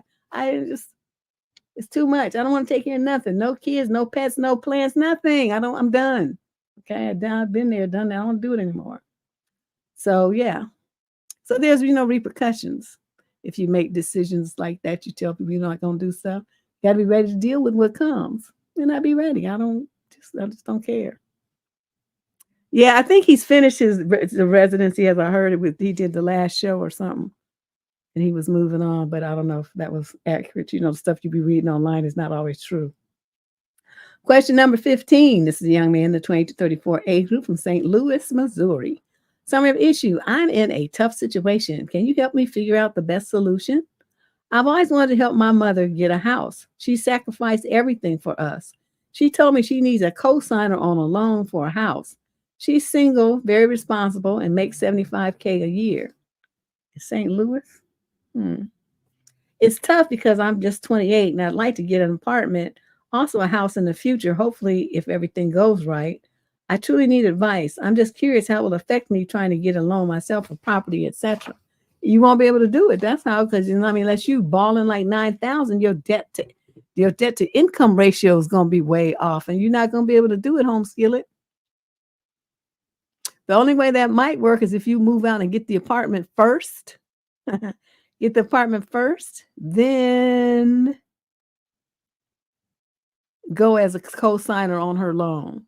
Then you already, do it in reverse order. Don't wait to have the house thing that's going to show up on your credit before you get the house. Before you get the house. So that would be one way. Another way is to not be a co-signer. Tell her that and tell her that you'll loan her $10,000 or something like that. And that she, she'll have a higher down payment and maybe she'll be able to swing the mortgage on her own. If she has more of a down payment, it'll reduce the monthly payments that way. Or she could look into one of those first-time home buyer programs where they help you come up with some down payment. So you wouldn't have to do it. You could help her. The $10,000 you put in would be for her, help her with closing costs or something like that. There's options here. Just give this some thought. You might want to consult an attorney and just kind of run it by him and see what, how you could protect yourself legally from any kind of thing. Like if she defaults on the house, make sure she has that kind of insurance where if she becomes disabled or something like that, the insurance pays the mortgage. There's the things that you need to think about. Just don't run into it because it's your mother all blind and stupid. Okay. And make sure she understands, I'm going to help you buy this house, but you're not moving no nigga up in here because you're going to be doing that. Then I want you to buy me out and it's going to be y'all's house. But I'm not going to be helping you take care of some grown man. I'm not doing that. So, you need to lay parameters down around it so she understands what time it is. She might decide she doesn't want you to do it because you got too many rules. Then you'll be off the hook. But give some serious thought. And like I said, consult with the attorney and find out all the possible ramifications of this decision and how you could help her in a way that, reduces and eliminates as much risk for you as possible. That would be my suggestion. Question number 15 is the male, 28. Oh, no, I'm sorry. That's the one I just read. I forgot to switch the page. Okay, 16, female 18 to 21 from Edinburgh, Texas. Summary of issue, Edinburgh, Texas. Where is that? I never heard of that. Then I need a swig. Yeah, I don't want to buy nothing with nobody like that.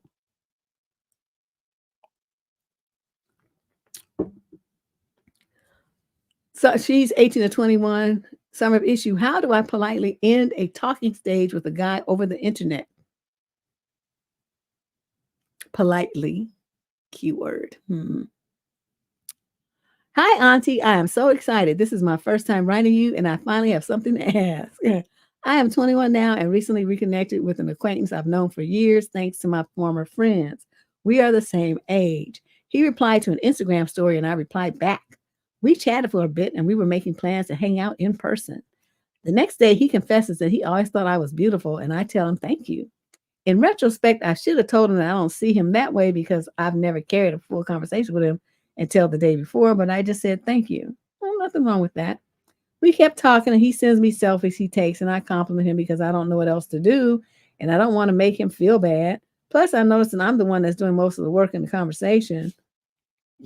I ask questions, bring new topics to talk about, but his responses are just so dry. All of our conversations have been online, but I don't know if I should end things online or in person. What's the kindest way to end this? We're supposed to meet in a couple of days, and I don't know how to tell him that I'm not interested without hurting his feelings. Why do you give a fuck about his feelings? See, this is the part that kills me about you, girl. What is all this focus on other people's feelings when your feelings are getting hurt every time you have to like carry the load of the conversation? All you have to do is tell them, look, we've been trying to like have a decent conversation for a couple of weeks. I just don't see it happening. It's too much responsibility for me to try to find something to talk about, and I'm just not feeling it. So I'm not going to come and meet you, and let's just stop doing this. It was nice to catch up with you, but I'm done. You can't do that. I'm gonna tell you what, Miss 18 to 21, you better figure it out. Just like I told the young ladies before, you getting out of school, you're gonna be going into the job market. You need to learn how to tell men no and that you don't want to do what they want you to do. Otherwise, you're gonna be setting yourself up for drama. Yeah, I mean, I'm just like, psh, they just have just a hard time telling me a no. I just don't get it.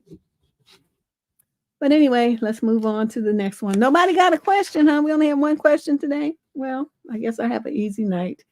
Question number 17. This is a female in the 22 to 27 age group from Kansas somewhere. So issue, I just found out that my fiance has been cheating on me the whole relationship. What do I do? Why is this even a question? Wait, excuse me while I laugh. Oh, this poor child. This poor child.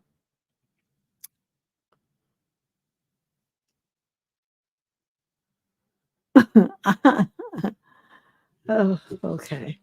Girl. All right. I'm 24 and recently found out my fiance. He is 23. Okay, why is a 23 and a 24-year-old talking about getting married? Don't you have nothing better to do with your time in your life? That's something you shouldn't be talking about till you 33 and 34. Or maybe 30 at least. Lord, what is the rush? Okay. I found out he's been cheating on the whole relationship. Maybe I was stupid, but I recently moved in with my fiance across country to help take care of his family. Yep, you were not maybe, take maybe out. We've been together for 2 years. It had been long distance up until I moved in, but I have visited him a few times. In the process of moving in, I also found out I was pregnant. Wow. You just a fan of stupid decisions, huh? I found out that he had been cheating on me the whole time. I have a feeling for a while that something was happening, but he would always reassure me and tell me that I could check his accounts, messages, etc. I never did because I wanted to trust him as I'm trying to heal from past relationship drama. But that changed when I woke up in the middle of the night and had a feeling to look through his phone. I know that's horrible, and I genuinely don't know why I did it. I found so many messages with other girls on his Snap, Discord, and messages. Apparently, the times he'd been, quote, sleeping or just not answering me was when he'd been playing games with them and being on the calls with them. I confronted him with everything a few days ago, which sent him into a frenzy of crying and apologizing, but never owning up to what he did. He wouldn't tell me the full truth when that's all I asked of him. He just keeps telling me that he wants us to work, he wants us to be a family, he wants to fix it, etc. When I told him I just needed time to process and figure out what I wanted, he started crying more and asked me to hold him. I would have pinched his ass. It feels like my entire world is shattered and I don't know how to forgive him or leave him. Every day, he just begs me to forgive him. When I asked him one more time for the full truth, he started hurting himself and acted like I should just let it go. My soul feels crushed. I am not making this up. This is what she wrote. I don't really have any family or friends to turn to. I put everything I had into this relationship, and I genuinely thought someone loved me for once. Being pregnant on top of everything is making it harder. He swears he wants to be a dad so bad and that he wants to treat me better. But if he wanted that, he wouldn't have done what he did the whole time, right? I don't have anyone here to stay with, and all my money was used to move, so I'm not sure if leaving is an option at the moment. But how do I stay with someone when I feel like he never loved me? Help me, Auntie. Find out where there is a homeless shelter or some kind of women's shelter in that city and go there. Tell them to help you get an abortion. One thing you don't need to, as a broke little girl with no sense is to have a damn baby. Okay, that would be like the stupidest shit you could ever do. How you moved across country with no money to move in with a man and help him take care of his family that you've only visited, quote, a few times in 2 years, and it's all been long distance is some amazing shit. How could you think that he loves you? I'm just kind of shocked that this leap in logic that you did, it just crosses all kinds of bounds of reasonable intelligence to come to the conclusion that this was a smart decision to make. It sounds to me like you either don't have good mothering, didn't have good mothering, or your mother was absent, maybe foster care or something like that. There's some hole there where you have this need to be loved and you don't have any support system and no one to tell you this kind of stuff. But you had enough sense to write to me, so I'm telling you, first your ass is going to make calls, social services, everything that you can do, and find a place where you can go. B, you're going to ask them for help getting a termination immediately. Okay, now don't be waiting until next week. Do it now. And then C, you're going to ask them to help you get some work. Even if you work as a temp, you can type, right? You can work in a little office or doing something, make some money while you stay in a women's shelter. And then you're going to pack your stuff up and you're going to go back where you came from. That's what you're going to do. Or at least you have friends and know your way around, stuff like that. And then D, you're never going to make a stupid decision like this again. I hope you learned a valuable lesson here. Help him take care of his family. What's in it for you for all of this? He's a cheater. He's a liar. He does what he wants to do. You're dependent on him financially, obviously, because you don't have no money. And you're helping him take care of his family. How is that helping you? So nothing about this situation to me makes any sense. Please look over here in the chat stream at what they have to say and see if they have some other ideas that may help you, because I just don't even know what to say. Your brother's fiance is 19.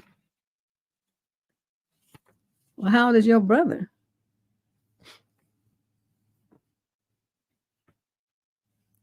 Yeah, she need to go to a shelter. She need to find, one of them women's shelters or single woman, little young. She's just a kid, 18 to 21. She's so young.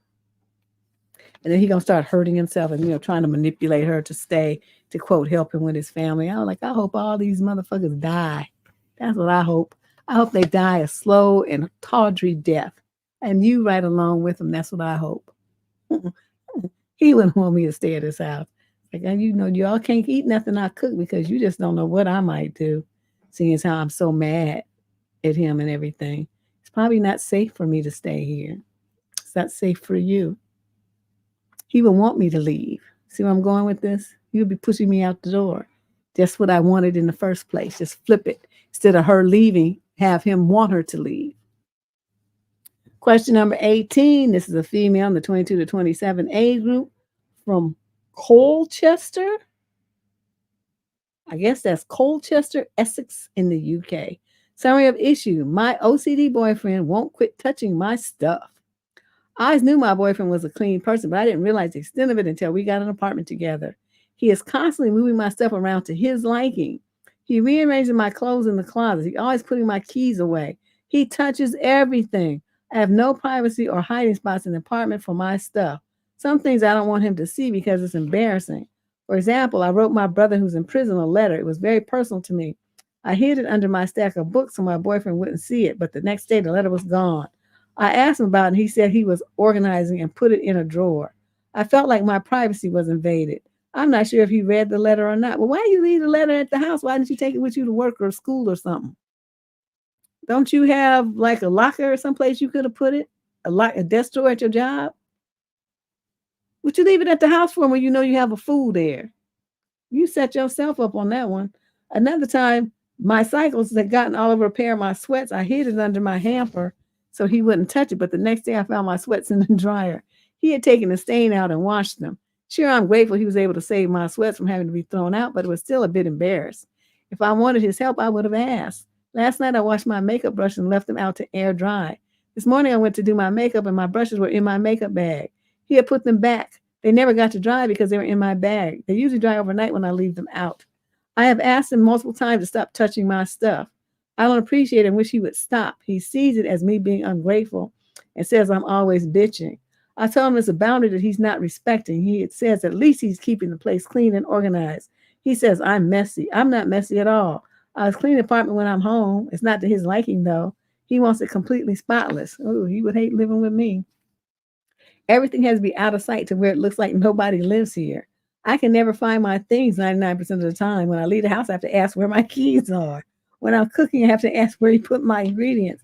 I have to ask where everything is. He doesn't see a problem with it. Like, how do I handle this situation? It's driving me crazy. I honestly wish I could just move out, but I have to wait for our lease to end.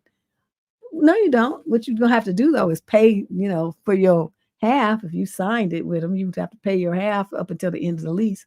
But you can move out tomorrow if you want to. If you got money like that, I would find the money. I wouldn't have to care if I worked 92 jobs like a Jamaican. I would get the fuck up out of there. I could not live with somebody like that. He would make me. I would just feel like I needed to be in a loony bin, knocking my head against the wall and stuff. I couldn't do it. You better than me. Your makeup brush is getting all moldy and mildewed and stuff because they sealed up in a makeup bag, wet. Girl, that is just no. He is the worst. I couldn't be bothered. Wow. All right, let's move on to question number 19. We got 25 questions. Nobody got questions, huh? We waiting for you to submit your question or type it in here or call it in or whatever. This is your night. We do this once a month where we do the live advice show where you have a question, you get an answer right now. Right now. You don't have to wait. And in our regular advice column, if you don't get your letter picked, then you don't get an answer. You're not on the show at all. So this is a guaranteed way, and it only costs you $10. All right. Let's move on to question number 19. She's 18 to 21 from Irvine, California. Summary of issue. I'm worried about my boyfriend and his anger and worried it could turn bad. Last night, my boyfriend went through my phone and then threw my phone back. He asked me if I reminisce about old guys, and I was so confused. I told him no, and that's what he found because I don't have anything on my phone about other guys. He didn't want to tell me, but he was quite obviously mad about it. Deb, this was like 4 a.m, so I just asked him to take me home because I didn't want to sit there and deal with going back and forth trying to figure out what I did wrong when I had my stuff to do today. So he starts yelling at me, talking about how I don't want to fix things. And then he kicked his drawer and started yelling. Then he said he can embarrass us in front of his parents because he was being really loud between his yelling and kicking stuff, and his room is in his parents' basement. And I just stood there asking him to calm down. And he finally got ready to take me home. But as soon as we got out of the neighborhood, he said something about me not talking to him. And I told him I didn't plan on it because I thought he meant talk during the car ride because I wasn't trying to talk to him while he was angry. Then he started screaming, asking if I've done that and if that's what he meant. And that I was just freaked out because he's never yelled at me like that. It was just screaming. Then he pulled over and said, we're going to talk right now. And I tried to explain to him that I would rather not talk about it because he was very angry. And I would rather talk to him when he's more calm. And he said he was calm and that he found a video I sent to my friend last month. But the video is a year old. It's basically just me, my friend, and some old guy friend dancing. He asked why I had it and how I knew he didn't like him. Mind you, I cut this guy friend off because my boyfriend didn't like him. I sent it to my friend because that was the first time I hung out with her. So I told him I deleted. He dropped me off at home and then called me back saying it because he needed to talk to someone and I was the only one up. And he needed to talk to me because he wanted to K himself. So then I had to confront him. I really wanted to make this relationship work. But it's good. It's really good. But I'm worried about his anger. And I'm worried that it could get physical. Girl, get rid of this idiot. All the things that you're worried about, he's grooming you to accept this kind of wild behavior. Why do you think that he's as old as he is and living in his parents' basement? Because he's a fucking loser. Young men, even if they don't have the money for their own place, they move out and they have a roommate. But they have their own spot. They don't be living in their parents' basement like a troll. So, you already lowered your standards to the bottom of the barrel, and then you got somebody who acts stupid. Want to be throwing shit and yelling at you and stuff like that. Oh, no, no, no, no, no, no, no. Please break this off and tell him, you showed me a side of yourself yesterday that was, or whenever this happened. I guess you just going to get your answer today, though. You showed me a side of yourself that I've been thinking about all week, and I just can't deal with you. I can't deal with this. And, it just makes me too nervous, and I don't feel safe, and I just don't want to be dealing with you anymore. So when I hang up this phone, we're done here, sir. I'm going to block your number. Leave me alone. And that's it. This guy is, he's bad news. And this is not going to get no better. They don't get less violent. They get more violent. He was just testing you this round. See, notice he didn't put his hands on you though. He threw a phone and he accused you about stuff. But see, that's the stuff when they start accusing you like that, it sets a precedent. So then they start, they want to get in your face, and then they start touching you, saying, you made me jealous. You made me do this to you, kind of thing. And you haven't been conditioned to all this yelling and screaming and throwing things and fussing and stuff over a period of a couple of weeks to a couple of months. Accept it. And so then it escalates from there. So it's from shaking you, pinching you, slapping you, pushing you, and then it escalates to, punching you and, worse sometimes. But the time to get out of this situation is now. You need to set up a boundary of, this is unacceptable behavior. I'm not taking it. This is not my idea of a happy, healthy relationship, and I don't want to deal with you. And that's what you tell them. Female at 22 to 27 from Toledo, Ohio. Summary of issue. What should I do about my wedding and my future mother-in-law? My fiance and I are getting married later this year. A little backstory. Both of my parents passed away and both of his are still alive. I know traditionally the bride's parents pay for the wedding, but my fiance and I have agreed to pay 50-50. My half is being paid for by my inheritance from my parents, so they are basically paying my half. His parents have not offered to pay for any part of it, and I wouldn't expect them to, except for most of our guest list is their friends, and half of them I don't even know. His mother is insisting we need to invite them all. She's even added 2 of her coworkers plus their spouses, and I know none of these people. We are also having a kid-free wedding, which she has been having an issue with because she wants to invite some of her friends' kids as well. I wouldn't mind if they were at least paying for our catering. They go with us to all of our wedding appointments to help pick out things, but at the end of the appointment, my fiance and I are the ones paying the deposits. What would you do if you were in my situation? I am a very unconfrontational person and do not want any drama between my mother-in-law. Well, that's too bad. There's already drama. And I tell you what, you better stand up like you got a fucking spine, and this woman's going to steamroll you from now until the day she dies because you're not saying anything. You know what you need to do? Add up the guest list, all those people that she wants to invite, and how much it's going to cost to feed them. And then you give her the bill and say, when you pay this to the caterer, then all these people can come. Other than that, we're keeping our wedding small and intimate with just us, our close family, and our close friends. You want to start inviting the whole world, you have to pay for it. We're not going to pay for that. And that's what I would tell her. And she'd be like, well, that's not fair. Oh, yes, it is. Because if you want to invite all these people to a big fancy wedding, then you need to get married and have one. That's what you need to do. But you think I'm going to be feeding them and affording, feeding all these people and all these brat kids? I don't want to be bothered. We're not having any children because it's my wedding, and I'm going to have security at the door. And if any parents got to come with their kids, I'm going to have them escorted out of the building. So, and I'm going to make sure that they do that and be loud about it. So you're going to be totally embarrassed. That's what's going to happen. So you sit up here trying to high side and act like, you got all this money and stuff. And unless you pay for this, they ain't coming. They're not going to get an invitation. That's the way it is. And then that's to be me. Yeah, my mother-in-law, we had a problem too. Because, the only color in this world that I just really, you notice how you guys have never seen me wear green? I don't like green. I don't even wear green on St. Patrick's Day. I just don't do green. If it ain't in my wallet, I don't want it. It's not in my house, nothing. I don't have green towels, green sheets, nothing. I have no green anything. I don't like green stuff. And so I eat broccoli and collard greens and stuff like that, but you know what I mean? Like items. No green, nothing in my house. So she asked what color, we're picking dresses for my mother and for her mother. I mean, for his mother. And she asked what colors. I said, well, whatever you want to. I got like a pretty muted print, for my mother. It was very pretty. And so I said, my mother has these colors, but if that you don't want to do that, then you just wear whatever you want to, as long as it's not green. What did she show up in? Not only was it green, it was the greenest, nastiest, muddiest looking army puke green that you could ever imagine. It was the most hideous thing I've ever seen in my life. Even he was embarrassed, like at his mother. I said, "You didn't know that she was going to be wearing that ugly ass dress?" And he said, "No, she, intentionally kept it from him." I said, "Oh." So we, sitting up there with our wedding pictures and stuff with her in this little ugly ass green dress. I'm like, well, the one who's gonna look stupid in the ugly ass dress is her, not me. I look good. But that's how it was. So green is your favorite color? It ain't on my list at all. My favorite color is black. And my second favorite color is purple. So there you go. Those are my two colors. But yeah, she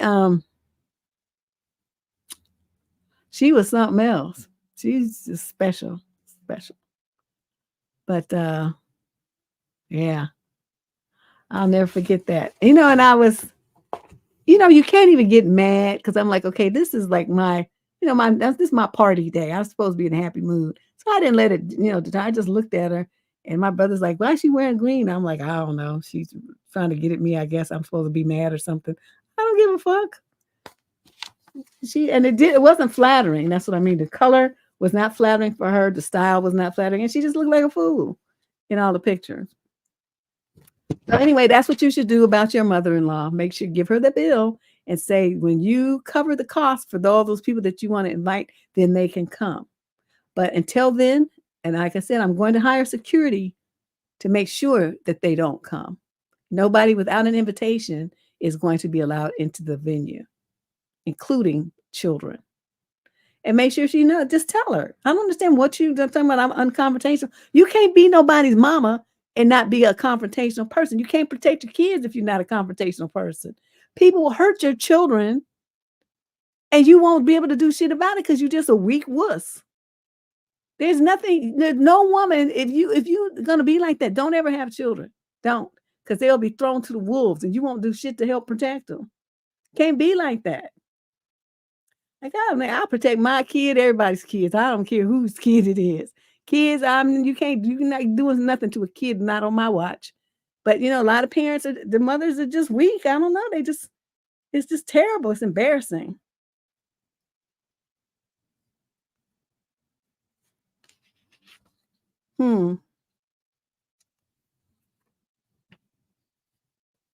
Wow, that's so rude. Okay, question 21. We're winding down. This is your last chances to ask a question. If y'all got a question, you better hurry up. Female 42 to 49 from Renton, Washington. So issue, I'm 43 and I still don't know how to handle this type of situation. Deb, how would you respond if you were to meet your significant other's ex? Not just an ex, the one he loved before and cheated on you with. Oh, I can already hear what everyone is saying because I would normally not put up with that either. My boyfriend's 45-year-old has been taking care of me. I'm 43, and my 4 children, 14, and 2 girls and 2 boys. My children are not biologically his, yet he claims me as his own. My children call him dad. We have been dating for over a year. Wait, and you got all that going on in only a year? You must have some magical coochie. And I have known him since before my oldest was born 14 years ago. We don't live together, but he pays all my bills, my rent, utilities, and phones, plus his bills and all of our necessities for the house and personal necessities. My kid's biological father is addicted to drugs and living on the streets, which is exactly where I used to be. Wow. I had my kids taken away and I fought 3 years and won them back. I celebrated 10 years sobriety in July of last year. Unfortunately, my ex never got clean. My boyfriend is absolutely amazing. He has a great personality. He's a wonderful father and has been selflessly providing for me and my kids for over a year because I had to file for disability due to a medical condition and currently cannot work. My boyfriend and I get along great. We're very similar in so many ways, and all I want to do is make him as happy as he makes me. But recently I had asked if he was still in communication with his ex, and he said yes. I asked if I could read the messages. He didn't want me to, but then sent me pieces of them, and it went from there to me meeting her. She's 38, and she showed up flawlessly beautiful, smelling amazing, and her personality is just mind-blowing. Wow, sounds like you fell in love. I guess I should mention that I am bi and absolutely felt a connection with this woman. Obviously, that is a huge problem because my boyfriend ended up showing her my favorite plate thing and talking about her nook life with her. What? I'm guessing he was hoping for a threesome. Oh. Normally, I would be okay with that. There's just so much to the story, but I'm simply going to ask, what would you do? My boyfriend wants me to go on a trip with him tomorrow, and I just want him to calm my heart and stop talking to this woman, which really sucks because she's absolutely awesome. I'm so lost and scared to lose the love of my life. Well, honey child, you ain't married. So I don't know what to tell you. I mean, because even if you're married, you get a divorce. I mean, that ain't no guarantee either, but it at least means, a little bit more stickiness. But in this situation, he wants you to go on a trip with him tomorrow, so just go. What's the problem? What you worried about? This letter was so convoluted, it was hard for me to keep up with all your twists and turns and details that really weren't necessary. But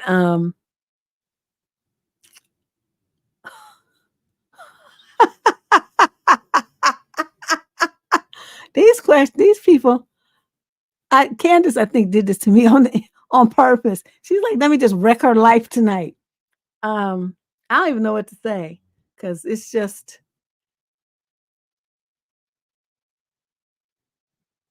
when somebody's supporting you like that, it's like my grandfather used to say, you pay the cost to be the boss. So dude is paying the cost for you to live and your kids too.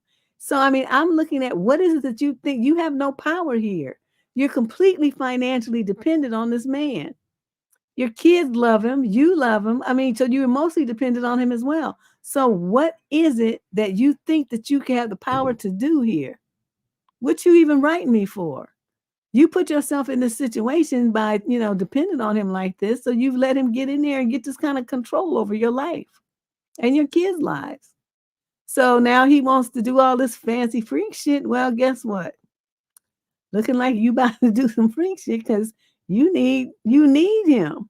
Yeah, I think it's pretty grossy, but see, this is why I don't want men doing shit for me. They be like, well, let me come in, let me pay your bills. Nope, you're not gonna do that. They want to pay something, I give them, I don't know. Give me a gasoline card, put $200 on a gas card or something like that so I can fill up my tank. I'll let them do something that's, when they do something, I want it to be something that's, what's the word? It's a renewable resource, right? Like my water bill, the power bill, a gas card, something like that. You ain't paying no mortgage. You ain't paying no car notes. Nothing that's going to be tangible. Nothing that, I care about that I own like that. We're not doing that. So that's how I do it. I let them pay for stuff, groceries, because you eat them up and then you got to replace them, that kind of stuff. They can buy that. But other than that, now they're not getting that kind of control in my life. I don't want it. Question number 22. This is a female in the 20 to 34 age group from Tuscaloosa, Alabama. Oh, I knew a girl from there before. Summary of the issue: how to get bounce back after being told I'm too fat for him. Oh, I need a swig on this one.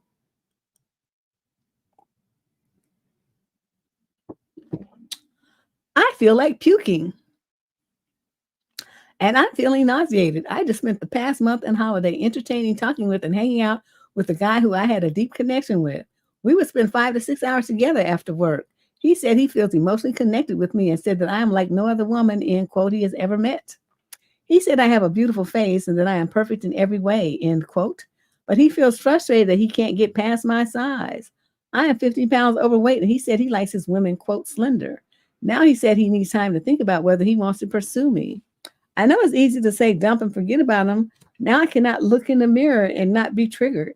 I used to suffer from an eating disorder and have spent the last year and a half trying to be healthy and have a healthy relationship with food. Not only do I already miss him, but I feel like I'm not deserving of love. I feel disgusted at myself and frustrated.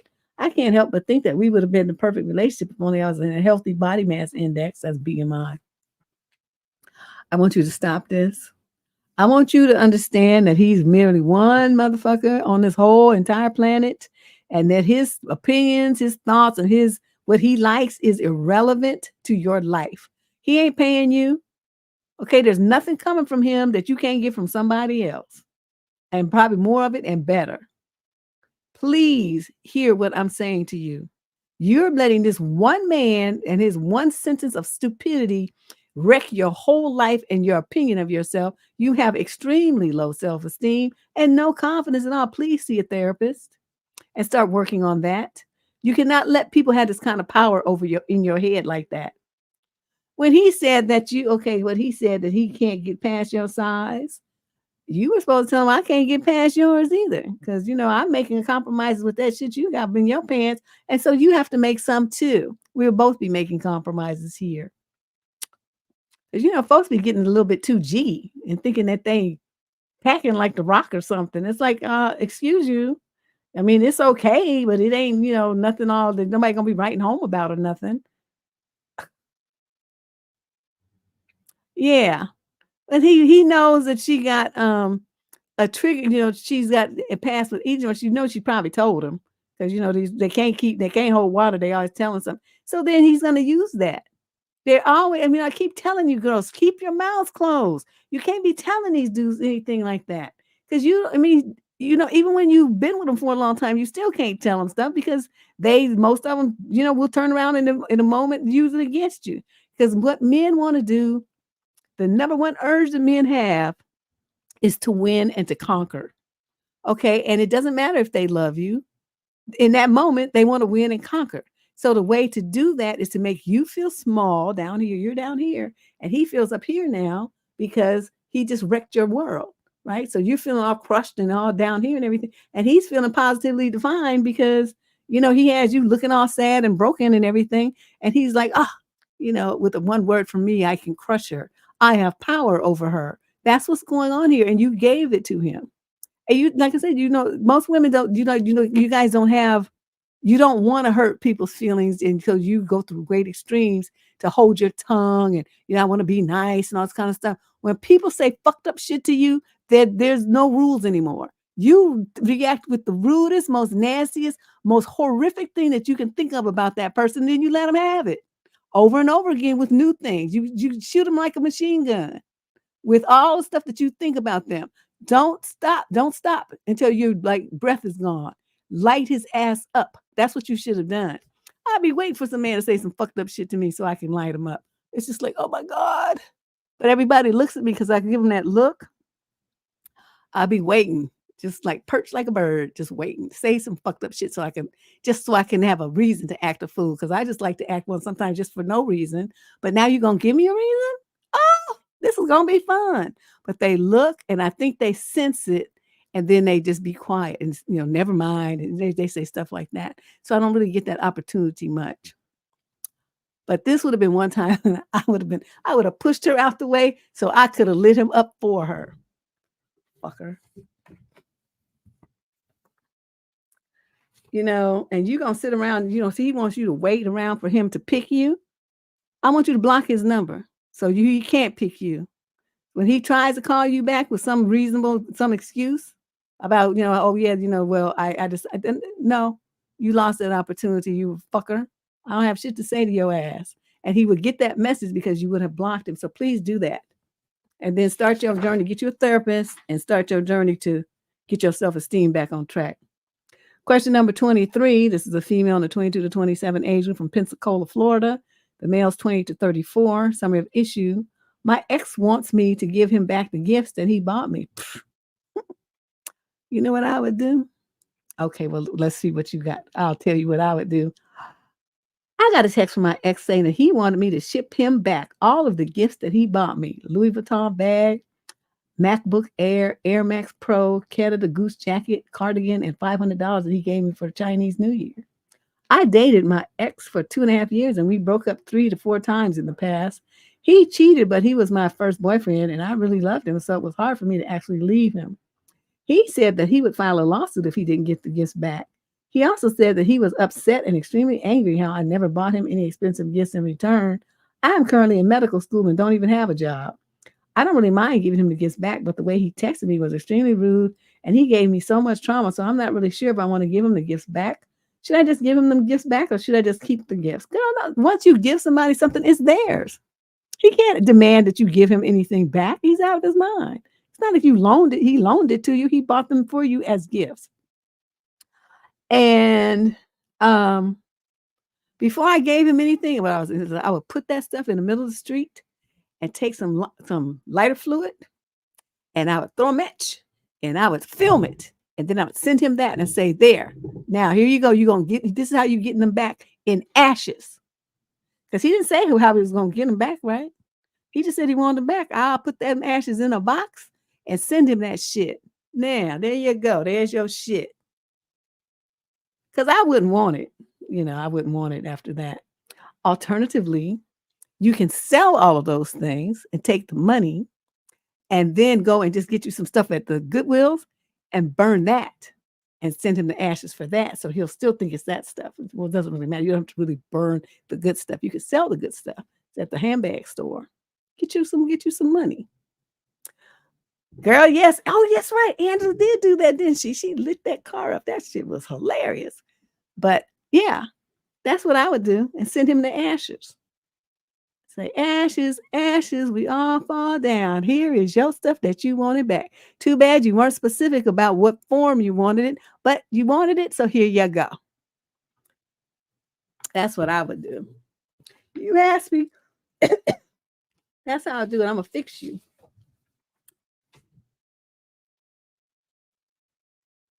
Yeah, I like that plan. Be sure to do that. Question number 24. This is a female in the 22 to 27 age group from Boston. Summary of issue. My boyfriend wants to pause medical school to be a cop, and I don't know how to feel. Why do you feel anything about what your boyfriend does with his life and his career? I'm curious. My boyfriend is 24 and I'm 22, and we were friends for 4 years prior to starting the date. And we've been together for a year now. He really is my soulmate, and his family is like my own at this point. He has always been passionate about medical school, and me, a graphic designer, make a really decent salary, and I want a partner who makes the same. Recently, my boyfriend has become obsessed with the idea of becoming a cop and helping people in a different way. I have an issue with this because I don't know if I can handle being the spouse to a cop, and the salary is very low, and I think of our future families financially. He says he wants to do it for a few years and continue with medical school, and he is dead set. No amount of convincing is changing his mind. I'm not sure how to feel because the future I imagine for us is shifting, and I'm not sure if I should step away. My fear is he would become like other cops and want to stick with it, and I'll be stuck as a primary provider for our future family. Okay, your ass is 22, and you do graphic design, which you likely to get carpal tunnel, and that's not going to be your lifetime career. So let's look there before you get too jiggy and start thinking that you're going to be all, making grand theft money for the rest of your life. It doesn't usually happen like that. Graphic designers usually have about 10, 15 years, and then the arms start falling apart, and hands and fingers and stuff start having drama. So think about that. Secondly, the way that you, Boston, what do you mean the salary is really low? Cops do work a lot of overtime too. They make a decent amount of money. What are you talking about? And then what else would I want to say? The third thing was, it sounds like you're not marrying a man because you love him. You're marrying him because you have a social image that you want to project. I want to be married to a doctor kind of thing with your graphic designing ass. Don't you know he could do better than you? You think that you sitting hunched over a computer with a little lap and a pen is some kind of thing he wants to brag about to his doctor friends? You won't be on his level, chick. You getting a little ahead of yourself here, just thinking way too highly of yourself and your little Mickey Mouse ass career at 22. Stupid. You shut up and you encourage him to go and explore what he's doing. Don't you know that doctors, when they go on those like those things where they go to Africa and Asia and all those, the islands and stuff, they get no money. They get like a little, I mean, they get food, room and board and some little Mickey Mouse stipend, but they're doing that out of the goodness of their heart to help people who in need. That's the kind of man that you are dating. That's the kind of man that you would be talking about marrying. He's got that kind of heart, that big heart. He wants to help people. Your ass just want to be sitting around with him all on your arm talking about I'm a doctor's wife. So the way that I feel right now, please break up because he deserves a woman way better than you. You don't even understand the man that you're with and how to motivate him and how to get the best out of him now and later. You don't get it. You're just thinking about yourself. The vision I have imagined for us and our family. Your ass ain't even married yet, and you already trying to control him. Ooh, I wouldn't want to do anything. If he wanted to do that, I would encourage him to do it. Because that's, when you have someone and you get in the way of their dream, they resent you. And love cannot exist where there's resentment. It's just not going to happen. He might try to bury it for a while and, continue on with medical school because that's what she wants. But every day he goes, he's going to be seething and he's going to be angry. And pretty soon he's going to start taking that on her in the relationship and she's just going to blow up in smoke. The best thing she could do if she really wants to be with this man is to sit her ass down and shut up and say, well, honey, what kind of things do you imagine yourself doing? Get into his dream. Get into his dream with him and hear what it is that he wants to do. What does he imagine himself doing in that position in the community? How does he want to help people? Let him tell you his dream. And then his excitement will spill over to you and it'll make your relationship better. But your little dumb ass, you gonna fuck it up. I know she ain't ready. She ain't ready. She gonna mess it all up. Yeah, you're right. What they call them, the interns. They have their lives are miserable as hell. Just like a associate attorney at a law firm is awful. Question number 25. This is our last question of this wonderful show. Friday Night Fun here on the Debsterism channel. She's 22 to 27 from Poughkeepsie, New York. Summary of issue: can I ask a guy if we're boyfriend and girlfriend? Do people still use that title? I guess they do. I have been on 11 dates with the same guy over the past month and a half. Before we even met, we spoke for about a month because of scheduling. We couldn't find the time. That was both of our faults. He has already said he's not seeing anyone else, and neither am I. I figured that meant he was no longer on apps, but they are still downloaded on his phone. Yes, I know just because they're on his phone doesn't mean he's using them, but I have completely deleted mine. I need to bring this conversation up as well. Also, at this point, I feel like the boyfriend-girlfriend conversation should have come up. I know I can bring it up, but I would like him to. Should I bring it up? I'd hate to keep investing in him if he doesn't see this going anywhere. But what's a non-confrontational way of bringing it up? I don't want to be like, so are you my boyfriend? Well, sometimes women do this, like they go, there's a situation, right? And they're with dude, and so they introduce him as their boyfriend. So this is my boyfriend, Jack. And so then Jack will either, go along with it happily because he was happy that you made that conclusion, or Jack will sit back and tell you later, well, I'm not your boyfriend. When did we agree to do that? So then you would have your answer. But that takes a certain level of, thick skin because you have to be able to accept that kind of rejection coming from Mr. Jack. The second way that you could do it is to say, we've been on quite a few dates and stuff. I would like to, what do you want? That's what you tell him what you want. I would like to do blah, blah, blah, or I would want to see us blah, blah, blah. You tell him, and you say, are you amenable to that? Or you just want to keep, dating around? And ask him what he wants. Tell him what you want, and then ask him if he likes what you like, and see if he's in agreement. If he's not, then you say, well, I'm thinking we don't need to do much of this anymore. But the bottom line really is, you'd go on like 11 days with one dude. How come you're not dating somebody else? Why aren't you not dating like 2 or 3 dudes like I always recommend? You don't have a commitment with Jack or whatever the fuck his name is. So why are you only focusing on him? I'm kind of confused. 22 to 27. What's up with that? You're acting like he's already your boyfriend. You're only seeing this one dude. You shouldn't be. That's not how you handle yourself. You should be dating 2, 3 dudes, 4 dudes, whatever. However many you want to. But sometimes, when they come in and they be like this and they have full access to you and you only have access to them, but they, can do what they want to do because they still on the apps or whatnot. They take you for granted and you don't get the commitment that you're looking for because he's getting everything that he wants already without the commitment. So what would he commit for? You sleep with him, you go to his house, you spend the weekends, you go on dates, you do stuff. I mean, all the stuff that a girlfriend, fiance, whatever would do, you're already doing it, and you're not his official girlfriend, and you're not his fiance, and you're not his wife. So I mean, what I don't understand how you guys conduct yourself so that you think that doing all the stuff from a dude is gonna make him want you or something. I didn't do shit for my I didn't do I did, he would take me out. I cooked for him one time. I made some fried chicken, and that boy, he ate like he thought he was losing his mind. Usually when he would come into my house, he would bring food. I said, "Oh, stop and pick me up a burger. Give me some Chinese food, something like that." I wasn't cooking for him.